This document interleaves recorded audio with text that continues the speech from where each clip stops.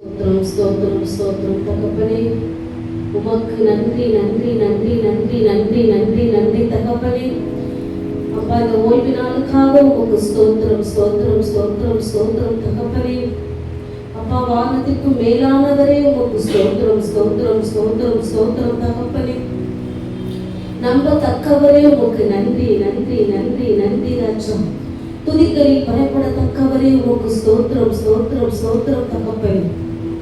துதிகளின் மத்தியில் வாசம் செய்பவரே உமக்கு நன்றி நன்றி நன்றி நன்றி ராஜா. அப்பா, நீர் எங்களுக்கு கொடுத்த வாக்கு தத்தங்களுக்காக உமக்கு ஸ்தோத்திரம் ஸ்தோத்திரம் ஸ்தோத்திரம் தகப்பனே. நான் உன்னை விட்டு விலகுவதும் இல்லை, உன்னை கைவிடுவதும் இல்லை என்று சொன்னவரே உமக்கு நன்றி நன்றி நன்றி ராஜா. அப்பா, எங்கள் கேடகமா இருப்பவரே உமக்கு ஸ்தோத்திரம் ஸ்தோத்திரம் ஸ்தோத்திரம் தகப்பனே.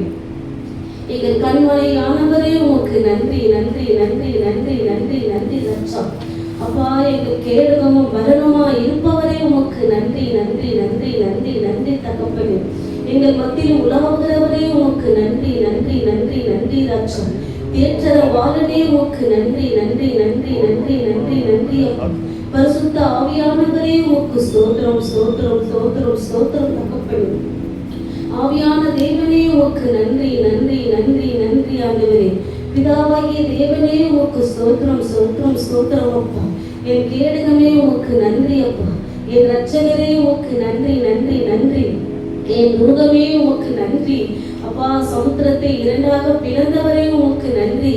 எங்களுக்காக அந்த பூமியிலே மனுஷனாய் பிறந்து அப்பா, பாடுகளை அனுபவித்து அந்தவரை எங்களுக்காகவே மதித்து உயிர் தெழுந்தவரே உமக்கு நன்றி நன்றி நன்றி.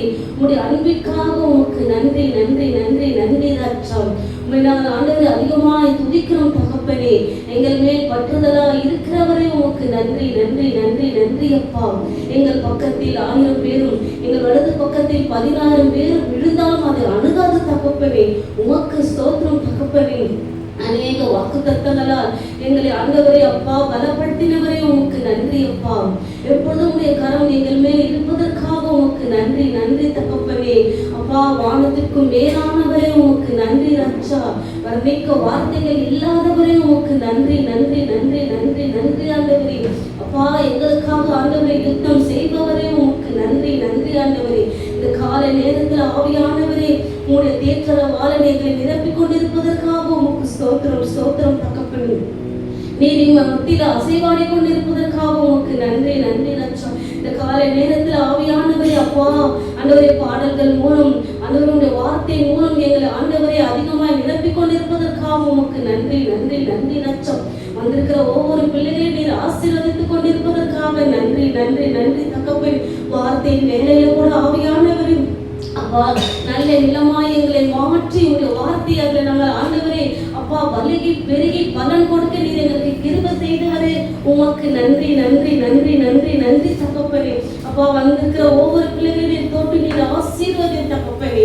ஆண்டவரே, இன்னும் ஆண்டவரை முடியாமல் தடையிலிருக்கிற எல்லா பிள்ளைகளும் தடைகளை உடைத்து ஆண்டவரே அந்த பிள்ளைகளை நீரே தடைகளை உடைக்கிறவர் அவர்களுக்கு முன்பாக செல்கிறது தகப்பனே. நீர் அந்த பிள்ளைகளை கூடிய சீக்கிரத்தில் வரவையும் தகப்பனே. உங்களுடைய பிரசனம் சபை முழுவதும் நிரப்பிக் கொண்டிருப்பதற்காக நன்றி ராஜா. வந்திருக்கிற ஒவ்வொருத்தரையும் நிரப்பி மூடி மறைத்துக் கொள்ள சுவாமி. மீதியான எல்லா நேரங்களும் உடைய கரத்திலே ஒப்புக் கொடுக்கிறது தகப்பனே. நிறைய ஆசீர்வதித்து வழிநடத்தும் இயேசுவின் நாமத்தினால்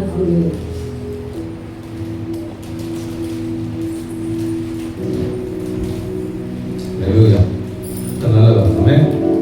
காலை ஆராதனைக்கு வந்திருக்கிற யாவரையும் ஆண்டவராகிய இயேசு கிறிஸ்து நாமத்தினாலே உங்களை வாழ்த்தி நாங்கள் வரவேற்கிறோம். ஆராதனைக்கு ஆரம்பமாக முதல் பாடல், எல் ஷடாய் எந்தன் துணை நீரே, என் வாழ்வின் கேடகம், எண்ணில்லா நன்மைகள் என் வாழ்வில் செய்தீரே, என் வாழ்வின் பலன் நீரே என்ற பாடலை பாடலாமா?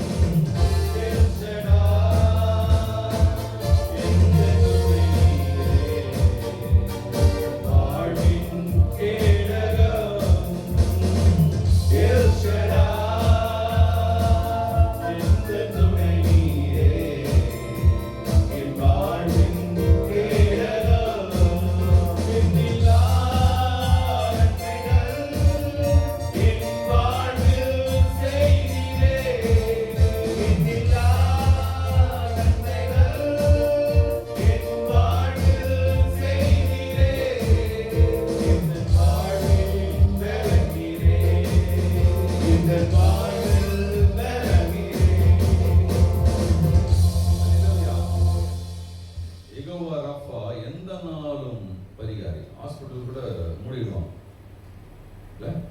கோவிட் வரும்போது ஹாஸ்பிட்டலுக்கு உள்ளே என்ன பண்ணல, சேர்க்கு உள்ள டெம்பரேச்சர் செக் பண்ணி தான். டெம்பரேச்சர் இருந்தால் ஹாஸ்பிட்டலே என்ன இல்லை, அலோடு இல்லை. நானும் தண்டபணியாகவும் ஒரு மிட் நைட்டில் ஒரு ஆள் முடியல, ஹாஸ்பிட்டல் அலையிற நைட்டு 12 மணி 1 மணி வரைக்கும். இந்த ஹாஸ்பிட்டல்லையும் டெம்பரேச்சர் பார்த்துட்டு உள்ளே என்ன பண்ணல, அலைய பண்ண ஒன்றே ஒன்று தான், பரிகாரி ஆகிய கர்த்தர் நம்மளோட இருக்கிறாரு. ஜெபம் பண்ணி அனுப்பிச்சோம். மார்னிங் எப்படி இருக்காரு, நார்மலாக இருக்காரு. இது ப்ரூவ். அதனால பரலோகத்துக்கு என்ன இல்லை, லீவே கிடையாது. ஏன்னா நம்மை காக்கிறவர் உறங்குவதும் இல்லை தூங்குவதும் இல்லை. நம்மளை காக்கிற ஆண்டவர் நம்மளை உறங்குவதும் இல்லை. அப்போ முழு நேரமும் 24/7 தேவன் நம்மளை தான் என்ன பண்றாரா, பார்த்துக்கணும். அதனால எந்த நாளும் வெற்றி தருவி. இதுல ஏதோ ஞாயிற்றுக்கிழமை இங்க வந்தா வெற்றி வந்த மாதிரி தெரியுது, மண்டேல இருந்து சாட்டர்டே வரைக்கும் கொஞ்சம் போராட்டமா இருக்குதுன்னு நினைக்க வேண்டியதில்லை. அன்றைக்குமே தேவன் நமக்கு வெற்றி தருகிற ஆண்டவர். ஆமென். அப்ப அந்த ஆண்டவர் தான் நமக்கு மெய்ப்பராய் இருக்கிறார். கர்த்தர் என் மெய்ப்பராய் இருக்கிறாரே, நான் தாழ்ச்சி அடையேன் என்றுமே. அவர் என்னை புல்லுள்ள இடங்களில் மேய்த்து அமர்ந்த தண்ணீரத்தை கொண்டு போகிறார். ஆத்துமாவை தேற்றும் நேசர் என்னை நம் ஆனந்த தைலத்தால் நிறைக்கிறாரே. பழைய பாடல், சேர்ந்த பாடல்.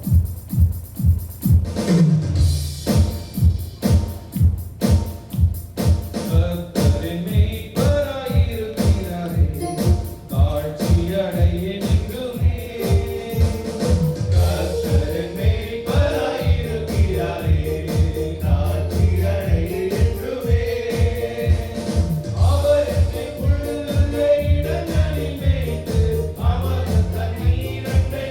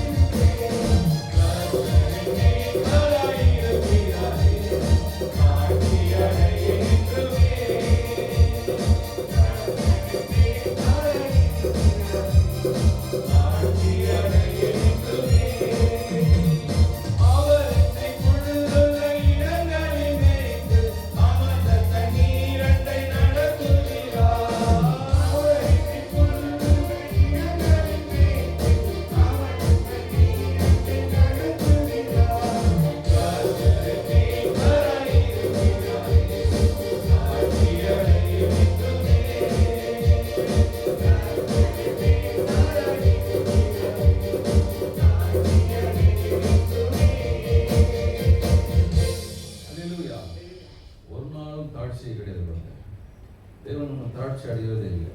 ஆனால் அதை நமக்கு புரிய மாட்டோம். ஆட்சி வரும்போது, பிரச்சனைகள் வரும்போது, போராட்டம் வரும்போது சூழ்நிலையை தான் பார்த்து பேசிக்கொண்டிருக்கிறோமே தவிர்த்து, சூழ்நிலையை தான் பேசிக்கொண்டிருக்கிறோமே தவிர்த்து சூழ்நிலையை பார்த்து என்ன பண்ணுறதில்லை, பேசுறதில்லை. அந்த இடத்துல எது குறையுது? தேவனை அறிகிற அறிவு, தேவன் நம்மளுக்கு கொடுத்த விசுவாசம் இந்த இடத்துல ஆயிடுது, குறைஞ்சி போகும். அந்த விசுவாசத்தை நாம் அறிக்கையாய் செய்யப்படும் போது நான் தாட்சி அடைய முடியாது. எது நிமித்தம் பாருங்க, நான் அப்படி அறிக்கை செஞ்சு சொல்லிடுறதுனால இல்லை, அவர் எனக்கு மெய்ப்பராக இருக்கிறதுனால, அவர் என்னுடைய தெய்வமாக இருக்கிறதுனால, அவர் எனக்கு நன்மை கிருபை என்னுடைய வாழ்நாள் முழுவதும் தொடர்பு செய்யும்படியாக கர்த்தர் என் கூட இருக்கிறதுனால எனக்கு எல்லாவற்றிலும் தேவன் எனக்கு வெற்றி சிறக்க பண்ணுகிற ஆண்டவர். ஆமென். பழைய ஏற்பாடு நாட்களில் மேய்ப்பர்கள் வரும்போது தீர்க்கதரிசிகளையும் போதகர்களை குறித்து சொல்லப்பட்டிருக்கிறது. அவங்களே சில நேரம் என்ன பண்றாங்க, ஜனங்களை தவறான பாதையிலே நடத்துகிறார்கள்.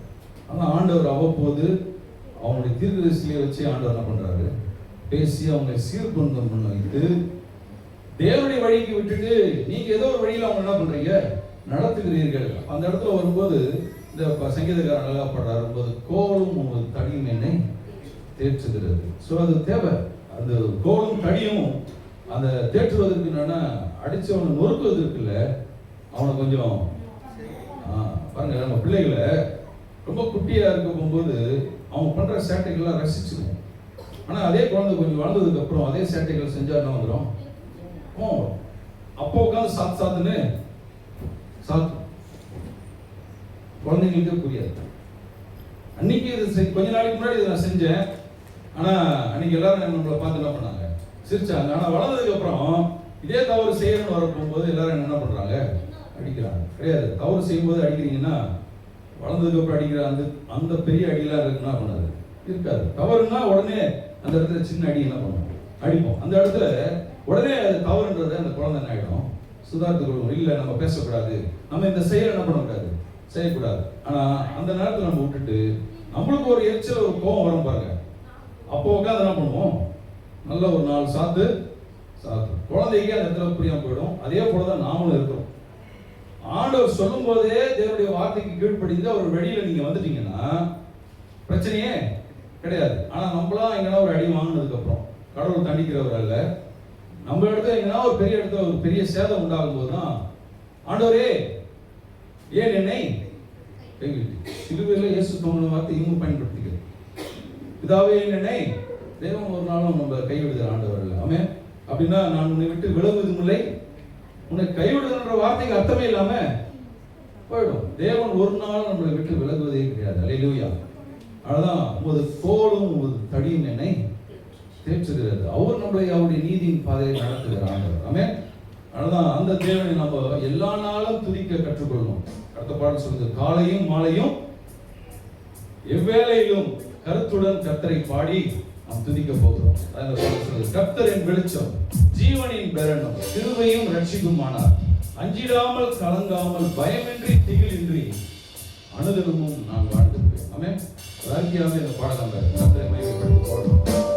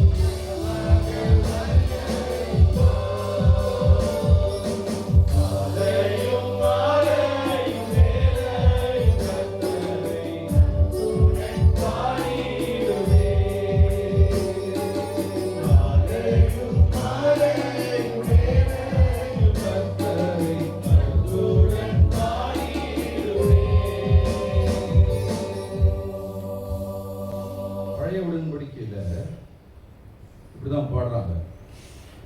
தீங்கு நாளில் தம் கூடார மறைவில் தேடி சேர்த்தென்னை மறைப்பார். புதிய உடன்படிக்கையுடைய டிரான்ஸ்ஃபர்மேஷன் பாருங்க. நீங்க கூடார மறைவில் மறைந்து கொள்ள விரும்புறீங்களா? தீங்கு நாளிலே, ஈவில் டே. சில நேரம் பிரச்சனை என்ன ஆகுது, காலையில் ஆரம்பிக்கிற பிரச்சனை நைட்டு தூங்குற வரைக்கும் கூட என்ன இருக்காது, முடிஞ்சிருக்காது. பிரச்சனைக்கு மேல் பிரச்சனை, போராட்டத்துக்கு மேலாக போராட்டம். இங்கேருந்து எப்படி தப்பிக்க போறோன்றது தான் எங்களுக்குள்ள என்ன வருது, கேள்வி உண்டாகுது. ஸோ அது மாதிரி நாட்களிலே பழைய உடன்படிக்கையில் இருக்கிறவங்களுடைய யோசனைகள் எப்படி இருந்ததுன்னா, ஆண்டவர் நிச்சயமாய் என்னை அந்த கூடார மறைவில வைத்து என்ன பண்ணுவார், பாதுகாத்துக் கொள்வார்ன்ற ஒரு பெரிய ஒரு ஸ்ட்ரென்த் இருந்துச்சு. ஆனால் புதிய உடன்படிக்கையில் பவுல் சொல்றாரு, தீங்கு நாளில் அவர்களை எதிர்த்து நிறுத்தவும். அல்லேலூயா. புதிய உடன்படிக்கையோட டிரான்ஸ்ஃபர்மேஷன் பார்த்தீங்களா? தீங்கு நாளில் நீங்க என்ன பண்ணணுமா, ஒளிஞ்சிக்க போறீங்களா, எதிர்த்து நிற்க போறீங்களா? எது கம்ஃபர்டபுளா இருக்குது? அப்போ பழைய உடன்படிக்கையில் இருக்குமே வேணாங்க, பிரச்சனைலாம் எனக்கு வேணாம், நான் ஒளிஞ்சி ஓரமா குதிக்கிறேன். தேவனுடைய சர்வாயுத வர்க்கத்தை நீங்க தெரிந்து கொண்டிருக்கிறீங்கன்னா, தீங்கு நாளில் அவர்களை எதிர்த்து நிற்க திராணி உள்ளதாகும்படி தேவனுடைய சர்வாயுதத்தை என்ன பண்ணுங்க, தரித்துக் கொள்ளுங்கள். அப்போ பிசாசு உங்களை விட்டு என்ன பண்ணுவானா, ஓடிப்போம். நம்ம என்ன பண்றோம், ஞாயிற்றுக்கிழமை தேவனுடைய சர்வாயுத வர்க்கத்தை போட்டுக்கிட்டு மண்டே அன்னைக்கு என்ன பண்ணிடுறோம், கழுத்து வாரமா வச்சுட்டு நம்ம வேலையெல்லாம் முடிச்சுட்டு மறுபடியும் சாட்டர்டே நைட்டு பயங்கரமா அப்படி பரிசுத்தமா நாளைக்கு காலையில் கடவுள் என்ன பண்ணுவோம், ஆயத்த கூட்டத்துக்குலாம் போய் ஞாயிற்றுக்கிழமை காலையில மறுபடியும் போட்டுக்கிட்டு மறுபடியும் உற்சாகமா பாடி. ஒரு டிராபிக் சிக்னல்ல டியூட்டியில இருக்கக்கூடிய போலீஸ்காரருக்கும் டியூட்டியில இருக்கிற போலீஸ்காரர் எப்படி இருப்பாரு, நல்ல யூனிஃபார்ம்லாம் போட்டு இருப்பாரு. அதே மனுஷன் யூனிஃபார்ம் போடாம அங்கே நின்னாங்கன்னா டிராபிக் கண்ட்ரோல் ஆகுமா? ஆக அந்த ட்ரெஸ்ஸை போட்டு நின்னதுக்கு அப்புறம் அந்த இடத்துல என்ன ஆகுது, எல்லாமே கண்ட்ரோல் ஆகுது. எட்டி வேற பார்த்துக்கிறோம், போலீஸ்காரர் இருக்காரா, ட்ரெஸ் தெரியுதான்னு பார்த்துட்டு தானே பண்றோம். பிசாசு நம்மளுக்கு தேவனுடைய சர்வாயுத வர்க்கத்தை தரித்து கொண்டிருக்கிறானா இல்லையான்றத பார்த்துட்டு தான் நம்ம டீல் பண்றோம். இப்ப தரித்து கொண்டிருக்க வேண்டிய ஆட்கள் யாரு, நாம இல்ல. தீங்கு நாளில் அவர்களை எதிர்த்து நிற்கிற திராணிகள் வரும்படி தேவனுடைய சர்வாயுத வர்க்கத்தை தரித்துக் கொள்ளுங்கள். ஸோ அது எப்பொழுதுமே, எப்போ எது வரைக்கும், என்னுடைய மரணமானாலோ தேவன் வருகையானாலோ தேவனுடைய சர்வாயுதத்தில் நான் தரித்து கொண்டவனாக இருக்கிறேன்னா, இந்த பூமிக்குரிய வாழ்க்கையில என்னுடைய வாழ்க்கை தேவனை மகிமைப்படுத்தக்கூடிய வாழ்வாக இருக்கும். ஆமென். அந்த இடத்துல பிசாசு வெட்கப்பட்டு போவான், தேவன் உயர்த்தப்படுவார். யாருடைய வாழ்வு மூலமாக, நம்ம மூலமாக. ஏன்னா நம்ம உலகத்துக்கு அதிபதியா இருக்கிற பிசாசானவன் தான் இந்த இடத்துல ஆளுகை செய்து கொண்டிருக்கான். ஆனா அந்த இடத்துல தேவனுடைய ராஜ்யத்தின் பிரஜைகளாய் ஜீவனுள்ள சாட்சிகளாய் கர்த்தர் உங்களை என்னை வைத்திருக்கிறார். அதனால ஒரு நாளும் நம்ம தோல்விக்கு நேராக நடத்துகிற ஆண்டவர் இல்ல, விளிம்புல கூட கர்த்தர் நம்மளை தூக்கி எடுக்கிற ஆண்டவர். ஆமென். எந்த இடத்துலையும் நம்மளை ஒரு ஒரு நிர்பந்தமான சூழ்நிலை கர்த்தர் நம்ம என்ன பண்றதில்ல, கொண்டு போகிறது. அந்த தீங்கு நாளிலே மறுபடியும் ஒரு படிக்கலாமா? சரி, இப்போ உணர்ந்து பாட போறோம். இப்ப நிச்சயமா அஷூரன்ஸ் இருக்கு, நான் அதோட தான் இருக்க போறேன், நான் எதிர்த்து கூடார மறைவுக்குள்ளதான் இருக்கிறேன். ஆனா பிசாசு என்ன பண்ணுவாங்க, எழுத்து நிற்க போறோம். பண்ணலாமா?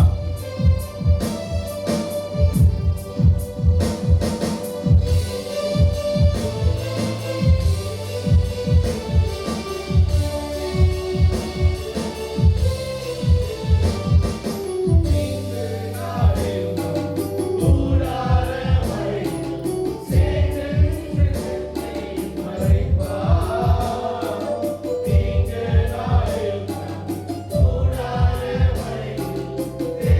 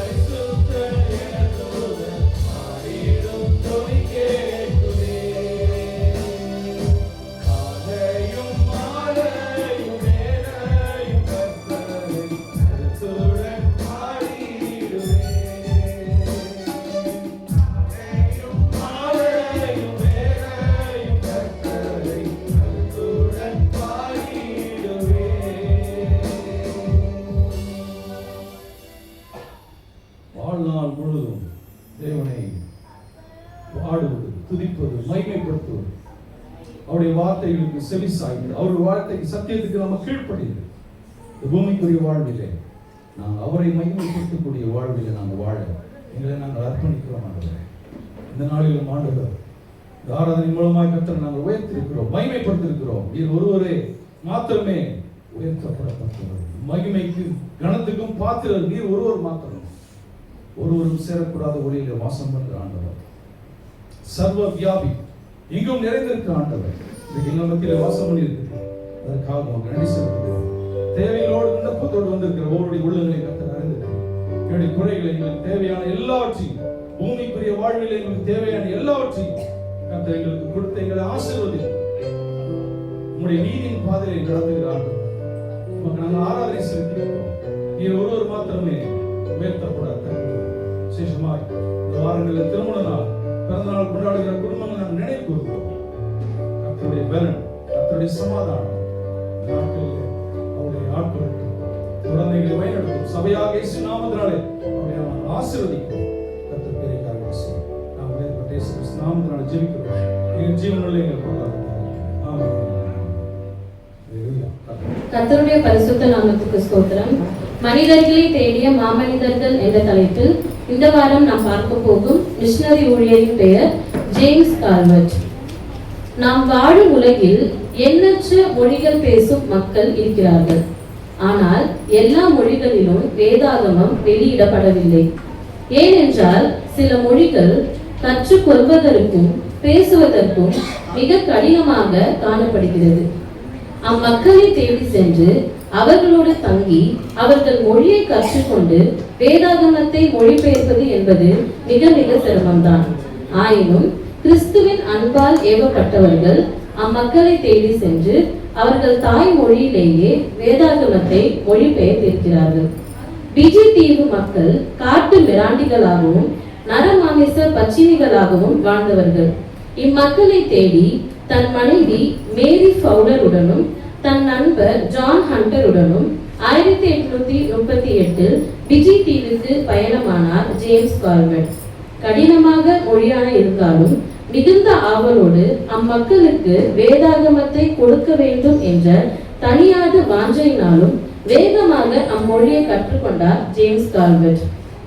ஏற்கனவே புத்தக அச்சுத்துறையில் பெற்ற அனுபவத்தின் அடிப்படையில் வேதாகமத்தை வெளிக்கொணர்வதாக 1856 இங்கிலாந்தை நோக்கி இவர் பயணம் செய்தார்.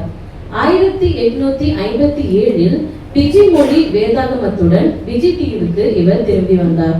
அத்தீவில் வாழ்ந்த மக்களுக்கு எழுதவும் வாசிக்கவும் கற்றுக் கொடுத்த பின்பு வேதாகமத்தை அவர்கள் கையில் கொடுத்தார். 10 ஆண்டுகள் அங்கு பணி செய்த பின் 1866 இங்கிலாந்து திரும்பினார். தென் ஆப்பிரிக்காவை நோக்கி தன்னுடைய மிஷனரி பயணியை இவர் தொடங்கினார். 1872 ஆண்டு முதல் 1880 ஆண்டு வரை மாபெரும் ஆன்மீக புரட்சியை இவர் அங்கு ஏற்படுத்தினார். பல்வேறு இடங்களுக்கு சுற்றுப்பயணம் செய்து கிறிஸ்துவின் அன்பை தன்னால் இயன்றவரை உற்சாகத்துடன் இவர் பறைசாற்றினார். பிஜி தீவு மக்களையே தன் சிந்தனையில் கொண்டிருந்த இவர் பிஜி வேதாகமத்தை இருமுறை திருத்தம் செய்து வெளியிட்டார். அந்த ஜேம்ஸ் கால்வர்ட்டை பயன்படுத்தின ஆண்டவர் இன்று நம்மையும் பயன்படுத்த வல்லவராய் இருக்கிறார். உங்கள் அனைவரையும் அவர் கையில் ஒப்பு கொடுத்து நான் சொல்லும் இந்த ஜெபத்தை என்னுடன் சேர்ந்து சொல்லுங்கள். ஆண்டவரே, என்னால் இயன்றவரை பிறருக்கு வேதாகமம் கொடுப்பதில் உற்சாகம் காட்டுவேன். கர்த்தருக்கென்று காணிக்கை தசமபாகம் கொடுக்கின்ற நேரம் நாம் கரங்களில் காணிக்கை தசமபாகம் ஏந்தி கொள்ளலாம். நாம் சேர்ந்து ஜெபத்தை ஏறெடுக்கலாம். தேவனே, எல்லா நன்மைக்கும் என் வாழ்க்கையிலே ஊற்றுக்காரனராய் இருக்கிறீர். ஐஸ்வர்யத்தை சம்பாதிக்க பலன் கொடுக்கிறவர் நீரே. ஆகவே உம்முடைய கட்டளைக்கு கீழ்ப்படிந்து என்னுடைய காணிக்கைகளையும் தசம பாகங்களையும் உம்மண்டை கொண்டு வருகிறேன். என்னுடைய ஆஸ்தியினாலே உம்மை கனப்படுத்துகிறேன். நீர் வாக்கு பண்ணினபடியே வானத்தில் பலகணிகளை திறந்து இடம் கொள்ளாமல் போகும் மட்டும் என்னை ஆசீர்வதிக்கிறீர் என்று விசுவாசிக்கிறேன். என் காணிக்கையினாலே உம்மை கனப்படுத்துகிறேன். ஆமென். நம் காணிக்கை தசமாகும் சேகரிக்க கடவும். சபையின் அறிவிப்புகள். நமது தலைமை சபை ஞாயிறு ஆராதனை காலை 9 மணிக்கு இங்கு நடைபெறும். அதனைத் தொடர்ந்து சிறுவர்களுக்கான ஞாயிறு பள்ளி நடைபெறும். பெற்றோர் தங்கள் பிள்ளைகளை உற்சாகமாக அழைத்து வரும்படி அன்பாய் கேட்டுக்கொள்கிறோம். நமது கிளை சபைகளின் ஆராதனை நேரங்கள். படப்பை பகுதியில் ஞாயிறு மாலை 5:30 மணிக்கும், கேம்ப் ரோட் புதுநகர் பகுதியில் ஞாயிறு மாலை 6:30 மணிக்கும், ஸ்ரீபெரும்புத்தூர் கச்சிப்பட்டு பகுதியில் ஞாயிறு மாலை 5 மணிக்கும், இந்தி ஆராதனை ஸ்ரீபெரும்புத்தூர் பிள்ளைப்பாக்கம் பகுதியில் ஞாயிறு காலை 9:30 மணிக்கும் நடைபெறும். நமது சபையில் பரிந்து பேசும் ஜெபம் வெள்ளி மாலை 7 மணிக்கு நடைபெறும். சபையோர் யாவரும் கலந்து கொள்ளுமாறு அன்பாய் அழைக்கிறோம். திங்கள் முதல் வெள்ளி வரை காலை 10 மணி முதல் மதியம் 1 மணி வரை உங்களுக்கான ஜெபம் மற்றும் ஆலோசனைகளுக்காக நமது சபையின் போதகர்கள் காத்திருப்பார்கள். நீங்கள் பயன்படுத்திக் கொள்ளலாம். கர்த்தர் உங்களை ஆசீர்வதிப்பார். மாறி மாறி வாசிப்பதற்கு தெரிந்து கொண்ட சங்கீதம் 23ஆம் சங்கீதத்தை நாம் மாறி மாறி வாசிப்போம். கடைசி வசனம் 6 வசனத்தை நாம் எல்லாமே சேர்ந்து வாசிப்போம். கர்த்தர் என் மேய்ப்பராக இருக்கிறார், நான் தாழ்ச்சி அடையேன். அவர் என்னை புல்லுள்ள இடங்களில் வைத்து அமர்ந்த தண்ணீர்களில் என்னை கொண்டு போய் விடுகிறார். அவரின் ஆத்துமாவை தேற்றி தம்முடைய நாமத்தின் நிமித்தம் என்னை நீதியின் பாதையில் நடத்துகிறார். நான் மரண இருளின் பள்ளத்தாக்கிலே நடந்தாலும் மரணத்துக்கு பயப்படேன். தேவன் என்னோடு கூட இருக்கிறீர். உமது கோலும் உமது தடியும் என்னை தேற்றும். என் சத்துருக்கள் முன்பாக நீர் எனக்கு பந்தியை ஆயத்தப்படுத்தி என் தலையை எண்ணெயால் அபிஷேகம் பண்ணுகிறீர். என் பாத்திரம் நிரம்பி வருகிறது. 6ஆம் வசனம் சேர்ந்து வாசிக்கிறோம். என் ஜீவனுள்ள நாளெல்லாம் நன்மையின் குழுவில் என்னை தொடரும். நான் கர்த்தருடைய நீடித்த நாட்களாய் நினைத்திருப்பேன். ஆமென். கர்த்தருடைய வார்த்தை ஒரு தொடர் போதனையாக நாம் பார்த்துக் கொண்டு வருகிறோம். ஆவிக்குரிய மனசோர்வு, ஸ்பிரிச்சுவல் டிப்ரெஷன், ஒரு ஆவிக்குரிய ஒரு மனசோர்வு வரும்போது விசுவாசிகளுடைய தேவனை விசுவாசிக்கிற விசுவாசிகளுடைய வாழ்க்கையில சில நேரம் ஆயிடுது பின்மாற்றத்துக்குள்ளாக போக நேருகிறது. ஆண்டவருக்குள்ளதான் இருக்கிறாங்க, சபைக்கு வராங்க, தேவனை ஆராதிக்கிறார்கள், தொழுது கொள்கிறார்கள், வேதம் வாசிக்கிறார்கள். ஆனா ஏதோ ஒரு விதத்துல அவங்களுக்குள்ள ஒரு சோர்வு இருப்பதினாலே அவங்க சில சூழ்நிலைகள்ல பின்மாற்றத்துக்குள்ள என்ன ஆயிடுறாங்க, போயிடுறாங்க. பின்மாற்றத்துக்குள்ள பழைய வாழ்க்கை எதுவோ அது அந்த அதுல ஒரு நிம்மதி இருக்குன்றதை தேடுகிற ஜனங்கள் இன்றைக்கு இருக்கிறார்கள். ஆனா அதோடைய ரூட் வேறு. எங்க பிரச்சனை அப்படின்னு பாத்தீங்கன்னா அவங்களுக்குள்ள இருக்கக்கூடிய மனசோர்வு. அப்போ அப்படி நேரிடும் போது பின்மாற்றத்துக்குள்ள போகும்போது அநேக நேரங்களில் விசுவாசிகள் பாருங்க அது எப்படி கையாளணுன்றது என்ன பண்ணலாம் அவங்களுக்கு தெரியல. அது எப்படி நாம அந்த பிரச்சனையிலிருந்து வெளியில வருவதுன்றது தெரியல. ரிசல்ட் என்ன? ஆவிக்குரிய ஜீவியத்துல அவங்க அழிவுக்கு நேராக என்ன பண்றாங்க, போகிறார்கள். ஆவிக்குரிய ஜீவியத்துல அழிவுக்கு நேராக பாருங்க. ரட்சிப்புக்குள்ள தேவன் அறிகிற அறிவுல அவங்க வளர வேத வாக்கியங்களும் தேவனுடைய வார்த்தை நமக்கு உதவி செய்கிறது.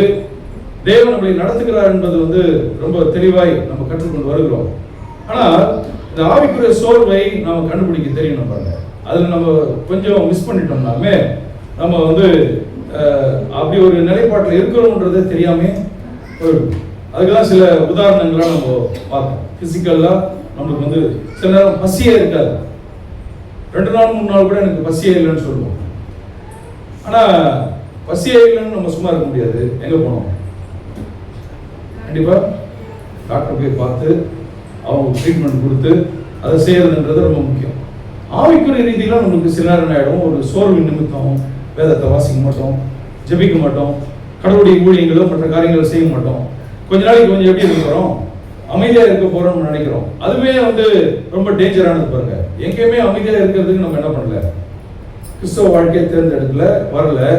தேவன் உங்களை எண்ணி ஒரு நோக்கத்தோடு, ஒரு சித்தத்தோடு, ஒரு விருப்பத்தோடு இந்த பூமியில அவருக்கு உப்பாக, அவருக்கு வெளிச்சமாக, அவருடைய நோக்கத்தையும் அவருடைய சித்தத்தையும் செய்வதற்கு தேவன் உங்களை எண்ணி வைத்திருக்கிறார். ஆமென்.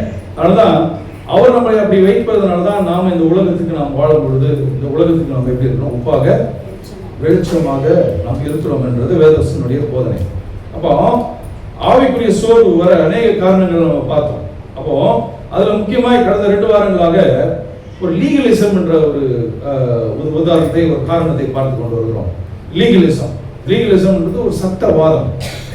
வேதம் சொல்லாததை சபையில் இருக்கக்கூடிய போதனைகள் என்ன பண்றாங்க, அதை கனெக்ட் பண்ணி சொல்ல வர போகும்போது ஜனங்களுக்குள்ளாக அந்த சட்டவாதத்துக்குள்ளாக சிக்கி என்ன பண்றாங்க, அதுல இருந்து வெளியில வரவே முடியவில்லை. அப்போ இது எங்க பார்க்கிறோம்னா,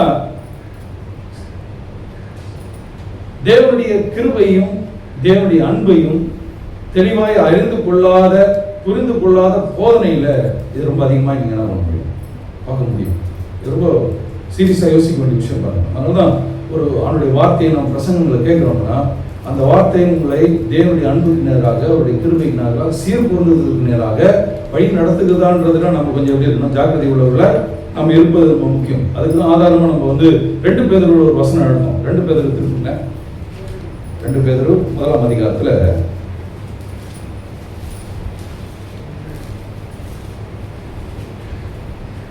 4ஆம் வசனம். 1ஆம் அதிகாரம் 2 பேதுரு 1ஆம் அதிகாரம் 4ஆம் வசனம். இச்சையினால் உலகத்தின் உண்டான கேட்டுக்கு தப்பி திவ்ய சுபாவத்துக்கு பங்குள்ளவர்களாகும் பொருட்டு மகா மேன்மையும் அருமையான வாக்குத்தத்தங்கள் அவையினால் நமக்கு அருளப்பட்டிருக்கிறது. இப்படி இருக்க அதிக ஜாக்கிரதை உள்ளவர்களாய் உங்கள் விசுவாசத்தோடு தைரியத்தையும், தைரியத்தோடு ஞானத்தையும், ஞானத்தோடு இச்சை அடக்கத்தையும், இச்சை அடக்கத்தோடு பொறுமையோடு தேவ பக்தியும், தேவ பக்தியோடு சகோதர சிநேகத்தையும், சகோதர சிநேகத்தோடு அன்பையும் கூட்டி, இவ்வளவு ஸ்பீடா வச்சா கூட்டி வழங்க முடியாது. பைபிள் எப்படி வாசிக்கிறோம்? வாசிச்சோம்னா அன்புனா வராது, ஸ்டக்கப் ஆயிடும். நிறுத்தி நிதானமா வாசிச்சோம்னா இதுல பேதுரு இவ்வளவு முக்கியமான ஒரு விஷயத்த சொல்றாரு. இவ்வளவு பூமிக்குரிய வாழ்வில் நம்ம வாழும் பொழுது எப்போ பிரச்சனை வருது நமக்கு தெரியாது. இங்க உட்காரும் போது வராது, ஆனா வரும். உங்க எண்ணம் இங்க இருந்து வேற எங்கன்னா வெளில போச்சுன்னா, ஆமா இது அவுட் ஆஃப் கண்ட்ரோல்ல போச்சுன்னா கண்டிப்பா உங்களுக்கு என்ன வரும், இப்பவுமே இங்க பயம் வந்துடும். முடிஞ்சதுக்கு அப்புறம் எனக்கு முன்னாடி என்ன இருக்குது, பெரிய பிரச்சனை இருக்குது, இங்க உட்காந்து யோசிச்சோம்னா அது ரொம்ப பிரச்சனை தான். ஆனா இங்க உட்காந்து ஆண்டுடைய வார்த்தையை கேட்கும்போது எவ்வளவு பெரிய எதிர்மறையான சூழ்நிலை இருந்தாலும் கர்த்தர் என்னோடு இருக்கிறார் என்ற பெரிய ஒரு ஸ்ட்ரென்த் நமக்கு இருக்கிறது. ஆமென். இதை நம்ம கரெக்டா என்ன பண்ணணும், கற்றுக்கொள்ளணும். ஆனால் உலகத்தில் உண்டான கேட்டுக்கு நம்ம தப்பிக்க வேண்டும் என்றால் நிச்சயமாக நம்முடைய போதனைகள் தேவனுடைய அன்பையும் கிருபையும் சார்ந்ததாய் இருக்கிறதா இருக்கணும். பாருங்க, இப்போ கிறிஸ்தவ வாழ்க்கை என்பது எப்படி ஆகி போச்சுன்னா, இப்போ இந்த சட்டவாதம், இந்த லீகலிசம் உள்ள வந்த உடனே சுய முயற்சி ஆகி போச்சு. ஒரு போதகர் ஒரு சகோதரி கிட்ட சொன்னார், இனிமே நான் உங்களுக்காக ஜெபம் பண்ண போறதே இல்லை. அவரும் நினைக்கிறார் என்னுடைய ஜெபத்துல தான் அந்த குடும்பம் ஆகுது. அந்த சகோதரி சொன்னா, நல்ல வேலை பாஸ்டர் நீங்க ஜெபம் பண்ணல, இப்ப நாங்க எப்படி இருக்கிறோம், பெத்தேல வரல இருப்போம். நம்ம என்ன நினைக்கிறோம், நான் என்னுடைய ஜெபத்துல என்னுடைய திறப்பில் நின்று யார் என்ன பண்ண போறேன், என்னுடைய ஜெபம் அந்த குடும்பத்துக்கு இல்லைன்னா அந்த குடும்பம் எப்படி ஆயிடுவாங்க, நல்லாவே இருக்க மாட்டாங்க. இது எல்லாமே எதை காண்பிக்குதுன்னா தங்களுடைய சுய முயற்சி. அப்போ நம்முடைய சுய முயற்சி இல்ல, எல்லாமே தேவனுடைய கல்வாரி சிலுவையும் அவர் நமக்காக உயிர் தெழுந்து இன்னைக்கு பிதாவுடைய வலது பாசத்தில் அமர்ந்து உங்களுக்காக எனக்காக என்ன பண்றான், வேண்டுதல் செய்கிற ஆண்டவர். அப்பேற்பட்ட ஆண்டவரை நம்ம ஆராதிக்கிறோம், தொழுது கொள்கிறோம் வரப்போகும்போது, அவரின் பட்சத்தில் இருக்கிறார், எனக்குள் வாசம் பண்ணுகிறான்னு வரப்போகும்போது, நான் இந்த பூமிக்குரிய வாழ்க்கையில தேவனை மகிமைப்படுத்தக்கூடிய வாழ்வுக்குள்ளாக நான் வாழ்வேன்றதுதான் எனக்கு பெரிய ஒரு உறுதி கிடைக்குது. அப்போ இங்க சட்டவாதத்துக்கு இடம் இருக்காது. கிறிஸ்தவம் என்பது ஒரு ஒழுங்கும் கிரமமான, உலகத்துல வேற எந்த நம்பிக்கைகளை காட்டிலும் கிறிஸ்தவம் என்பது ஒழுங்கும் கிரமம் உள்ளது. அதுக்கு ஒரு வழிமுறைகளை கடவுள் என்ன பண்ணிட்டாரு, கொடுத்துருக்கிறாரு. ஆனா அதோட நாம என்ன பண்ணிட்டோம், கொஞ்சம் மிக்ஸ் பண்ணிட்டோம். என்னன்னா இதை செஞ்சாதான் அப்படின்றத நம்ம என்ன பண்றோம், கீழ்ப்படணும். தேவனுடைய வார்த்தைக்கு கீழ்ப்படியதுல தேவன் ரொம்ப ஆனால் ஜாக்கிரதையா இருக்கிறதை பொறுத்து வேதம் நமக்கு கற்றுக் கொடுக்கிறதுன்றதை நம்ம பார்க்கணும். அப்போ மக்கள் ஒரு ஒரு காலகட்டங்களில் பாருங்க, இந்த இந்த இந்த அடிமைத்தனத்துக்குள்ளாக வர போகும்போது மக்கள் இது போன்ற ஒரு நிகரான காரியங்கள்ல இருந்து வெளியில வரவே முடியல. தங்கள் தரத்தை தங்களால செய்ய முடியவில்லை. பாருங்க, உதாரணத்துக்கு அந்த ஒரு போதகர் உங்களுக்காக நான் ஜெபம் பண்ண மாட்டேன் அப்படின்னு சொல்ல வர போகும்போது, இப்போ உண்மையாலுமே ஆவிக்குரிய ரீதியில இப்பேற்பட்ட சத்தியத்தின் அடிப்படையில அந்த சகோதரி இல்லாத பட்சத்துல அவங்க என்ன இருப்பாங்க? ஐயோ பாஸ்டர், எனக்கு அதனாலதான் எனக்கு பிரச்சனை ஜாஸ்தி இருக்குது, அதனாலதான் எனக்கு போராட்டம் இருக்கு. கர்த்தர் கல்வாரி சிலுவையில செஞ்சு முடிச்சது அறிவு அவங்களுக்கு இல்லைன்றது என்ன இல்லை தெரியல. நாம நினைக்கிறோம் அவர் எனக்கு ஜபத்துல தான் நான் நிக்கிறேன்னு நினைக்கிறோம். கிடையாது. அவருடைய கல்வாரி சிலுவை என்னை இன்றைக்கு பூமிக்குரிய வாழ்வில் எழும்பி நிற்க செய்கிறது. எந்த இடத்துல சிலுவை விட்டுற முடியாது. நம்முடைய சுய முயற்சியை கொண்டு நம்ம ஜனங்களை பயமுறுத்த வேண்டியதில்லை. ஜனங்களை எங்கேயுமே நம்ம தவறான பாதையை நடத்த வேண்டியதில்லை. சத்தியத்துக்கு நேராக என்ன பண்ணணும், நடத்த வேண்டும்ன்றது ரொம்ப முக்கியம். அப்போ இப்படி சில நேரம் பாருங்க, நம்ம சுய முயற்சியில சில காரியங்கள் செய்ய முடியாத போது அநேக கிறிஸ்தவர்கள் ரெஸ்ட்லெஸ்ஸாக தான் இருக்கிறாங்க. சபைக்கு போறாங்க, வராங்க, எல்லாமே இருக்குது. ஏன்னா ஏதோ ஒரு விதத்தில் அவங்ககிட்ட ஒரு சோர்வு உண்டாகுது. ஏதோ ஒரு விதத்துல சோர்வு உண்டாகுதுன்னா பிரச்சனை தேவனிடத்துல இல்லை, தேவனுடைய வார்த்தைகள் இல்லை, பிரச்சனை யார்கிட்ட இருக்கு? கேட்கிறவங்க சத்தியத்தின் அடிப்படையில் இருக்கிறது, போகிற சபையை சார்ந்து இருக்கிறது. எப்பவுமே குற்ற உணர்வுக்குள்ள இருக்கணுன்றது கர்த்தருடைய விருப்பம் இல்லை. அதுல நீங்க என்ன பண்ணணும்? வெளியில தேவனுடைய தயவு, தேவனுடைய இறக்கத்தையும் அன்பையும் நீங்க என்ன பண்ணணும்? உங்க வாழ்க்கையில அனுபவிக்க வேண்டும் என்றது முக்கியம். நானும் ஒரு கிறிஸ்தவ குடும்பத்துல இருந்து வந்ததுனால ரட்சிக்கப்பட்ட நாட்கள்ல சில காரியங்களை பயங்கர பொருத்தநாள் பண்ணி ஒரு 2 மாசம் வண்டி ஓடிச்சு. நீங்க அதுக்கப்புறம் பாத்தீங்கன்னா ஐயோ இவங்க சட்டத்திட்டங்கள் போதிக்கிறத பார்த்தோம்னா நம்மளால என்ன பண்ண முடியாது, இருக்க முடியாதுன்றதுதான் நிலைப்பாடு. ஒரு சகோதரர் புகைப்பிடிக்கிற பழக்கம் இருக்குது, ரட்சிக்கப்படுறாரு. ஸோ ரட்சிக்கப்பட்டு ஞானஸ்நானத்துக்கு சபைக்கு வர ஆரம்பிக்கிறாரு. கொஞ்ச நாள் ஆனதுக்கப்புறம் ஒரு 6 மாதம் ஆனதுக்கப்புறம் பாருங்க, ஏதோ ஒரு இடத்துல மறுபடியும் ஏதோ விழுந்துட்டாரு. மறுபடியும் அந்த புகைப்பிடித்தல போய் விழுந்துட்டாரு.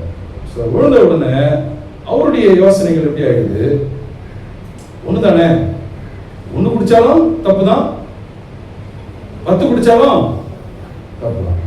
அதனால மறுபடியும் பழைய வாழ்க்கைக்குள்ளாக போயிட்டு பின்மாற்றத்துக்குள்ள போகிறதுன்றது உண்மை. ஏன்னா ஏதோ ஒரு சட்டத்திட்டங்கள் அவர்கள் என்ன பண்ணுது, அங்க ஆளுகை செய்யறதுனால அவரால் அந்த அந்த அப்ரோச்ல இருந்து அவர் என்ன பண்ண முடியல, வெளியில வர முடியல. இப்போ மக்கள் மீது ஒரு பிரஷர் கொடுக்கப்படுகிறதுதான் உண்மை.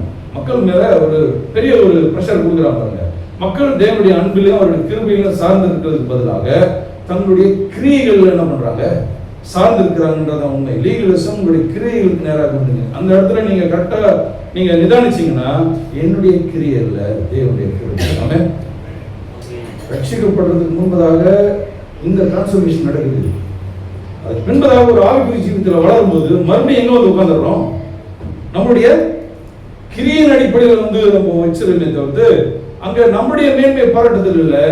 அவர் கல்வாரி சிலுவையில செய்து முடித்ததுடைய மேன்மையை பாராட்டுதல் சொல்வதற்காக தான் தேவன் உங்களை என்னை வைத்திருக்கிறார். ஆமென். அதுதான் எனக்கு தயவு, அதுதான் எனக்கு இறக்கம், அதுதான் எனக்கு எல்லாவற்றையும் வெற்றியும் ஜெயத்தை என்ன பண்ணுது, கொடுக்கிறதுன்றதை நம்ம அறிந்து கொள்ள வேண்டும். இது எப்படி ஆயிடுதுன்னா, பெரிய இந்த கேம் பார்த்துருக்கீங்களா, ஒரு பெரிய ஒரு கம்பம் கட்டியிருப்பாங்க, அதில் நல்லா ஃபுல்லாக எண்ணெயோ இல்லை கிரீஸை தடவி இருப்பாங்க. டார்கெட் என்னன்னா மேலே இருக்கிறத போய் எடுக்கணும். இப்போ அந்த கிரீஸ் தடவுறது எண்ணெய் தடவுல பைப்பில் என்ன பண்ண முடியாது. சில பேர் கொஞ்சம் ட்ரை பண்ணுவாங்க, வழிக்கு என்ன பண்ணுவாங்க. லீகலிசம் அப்படிதான் பண்ணுது மனுஷன். கிறிஸ்தவ வாழ்க்கையை ஒரு நிறைவுக்குள்ளாக தேவன் விரும்பக்கூடிய வாழ்வுக்குள்ளாக கொண்டு போறதுக்கு ஜனங்களுக்கு என்ன ஆயிடுது, இப்போ போராட்டம் ஆயிடுது. எது தடுக்குது? இந்த சட்டவாதங்கள். இந்த லீகலிசம் உள்ள வந்தவங்க ஜனங்களுக்குள்ள என்ன ஆயிடுச்சு, அவங்க ஒரு ஸ்டேஜில் அவங்களே கிவ் அப் பண்ணிடுறாங்க பாருங்க. ஆனா நான் கிறிஸ்தவர்களா இருந்துக்கிறோம், சபைக்கு போறோம், வரோம். அடுத்த ஸ்டெப்பு அவங்களால ஒரு ஊழியமோ தேவனுடைய ராஜ்யத்துக்காக செய்ய வேண்டிய காரியங்களோ சுவிசேஷத்தை அறிவிக்கிறது எதுவுமே அவங்க வாழ்க்கையில் என்ன இருக்காது. எல்லாத்தையும் இறக்கிடுவாங்க.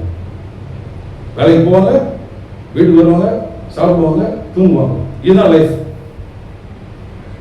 அதுவே எங்களால் சமாளிக்க முடியல. நாங்கள் எங்க இன்னொரு இடத்துக்கு போய் கடவுளுக்காக ஒரு காலத்தில் செஞ்சிருந்தோம், இப்போ எங்களால் என்ன பண்ண முடியல, செய்ய முடியல.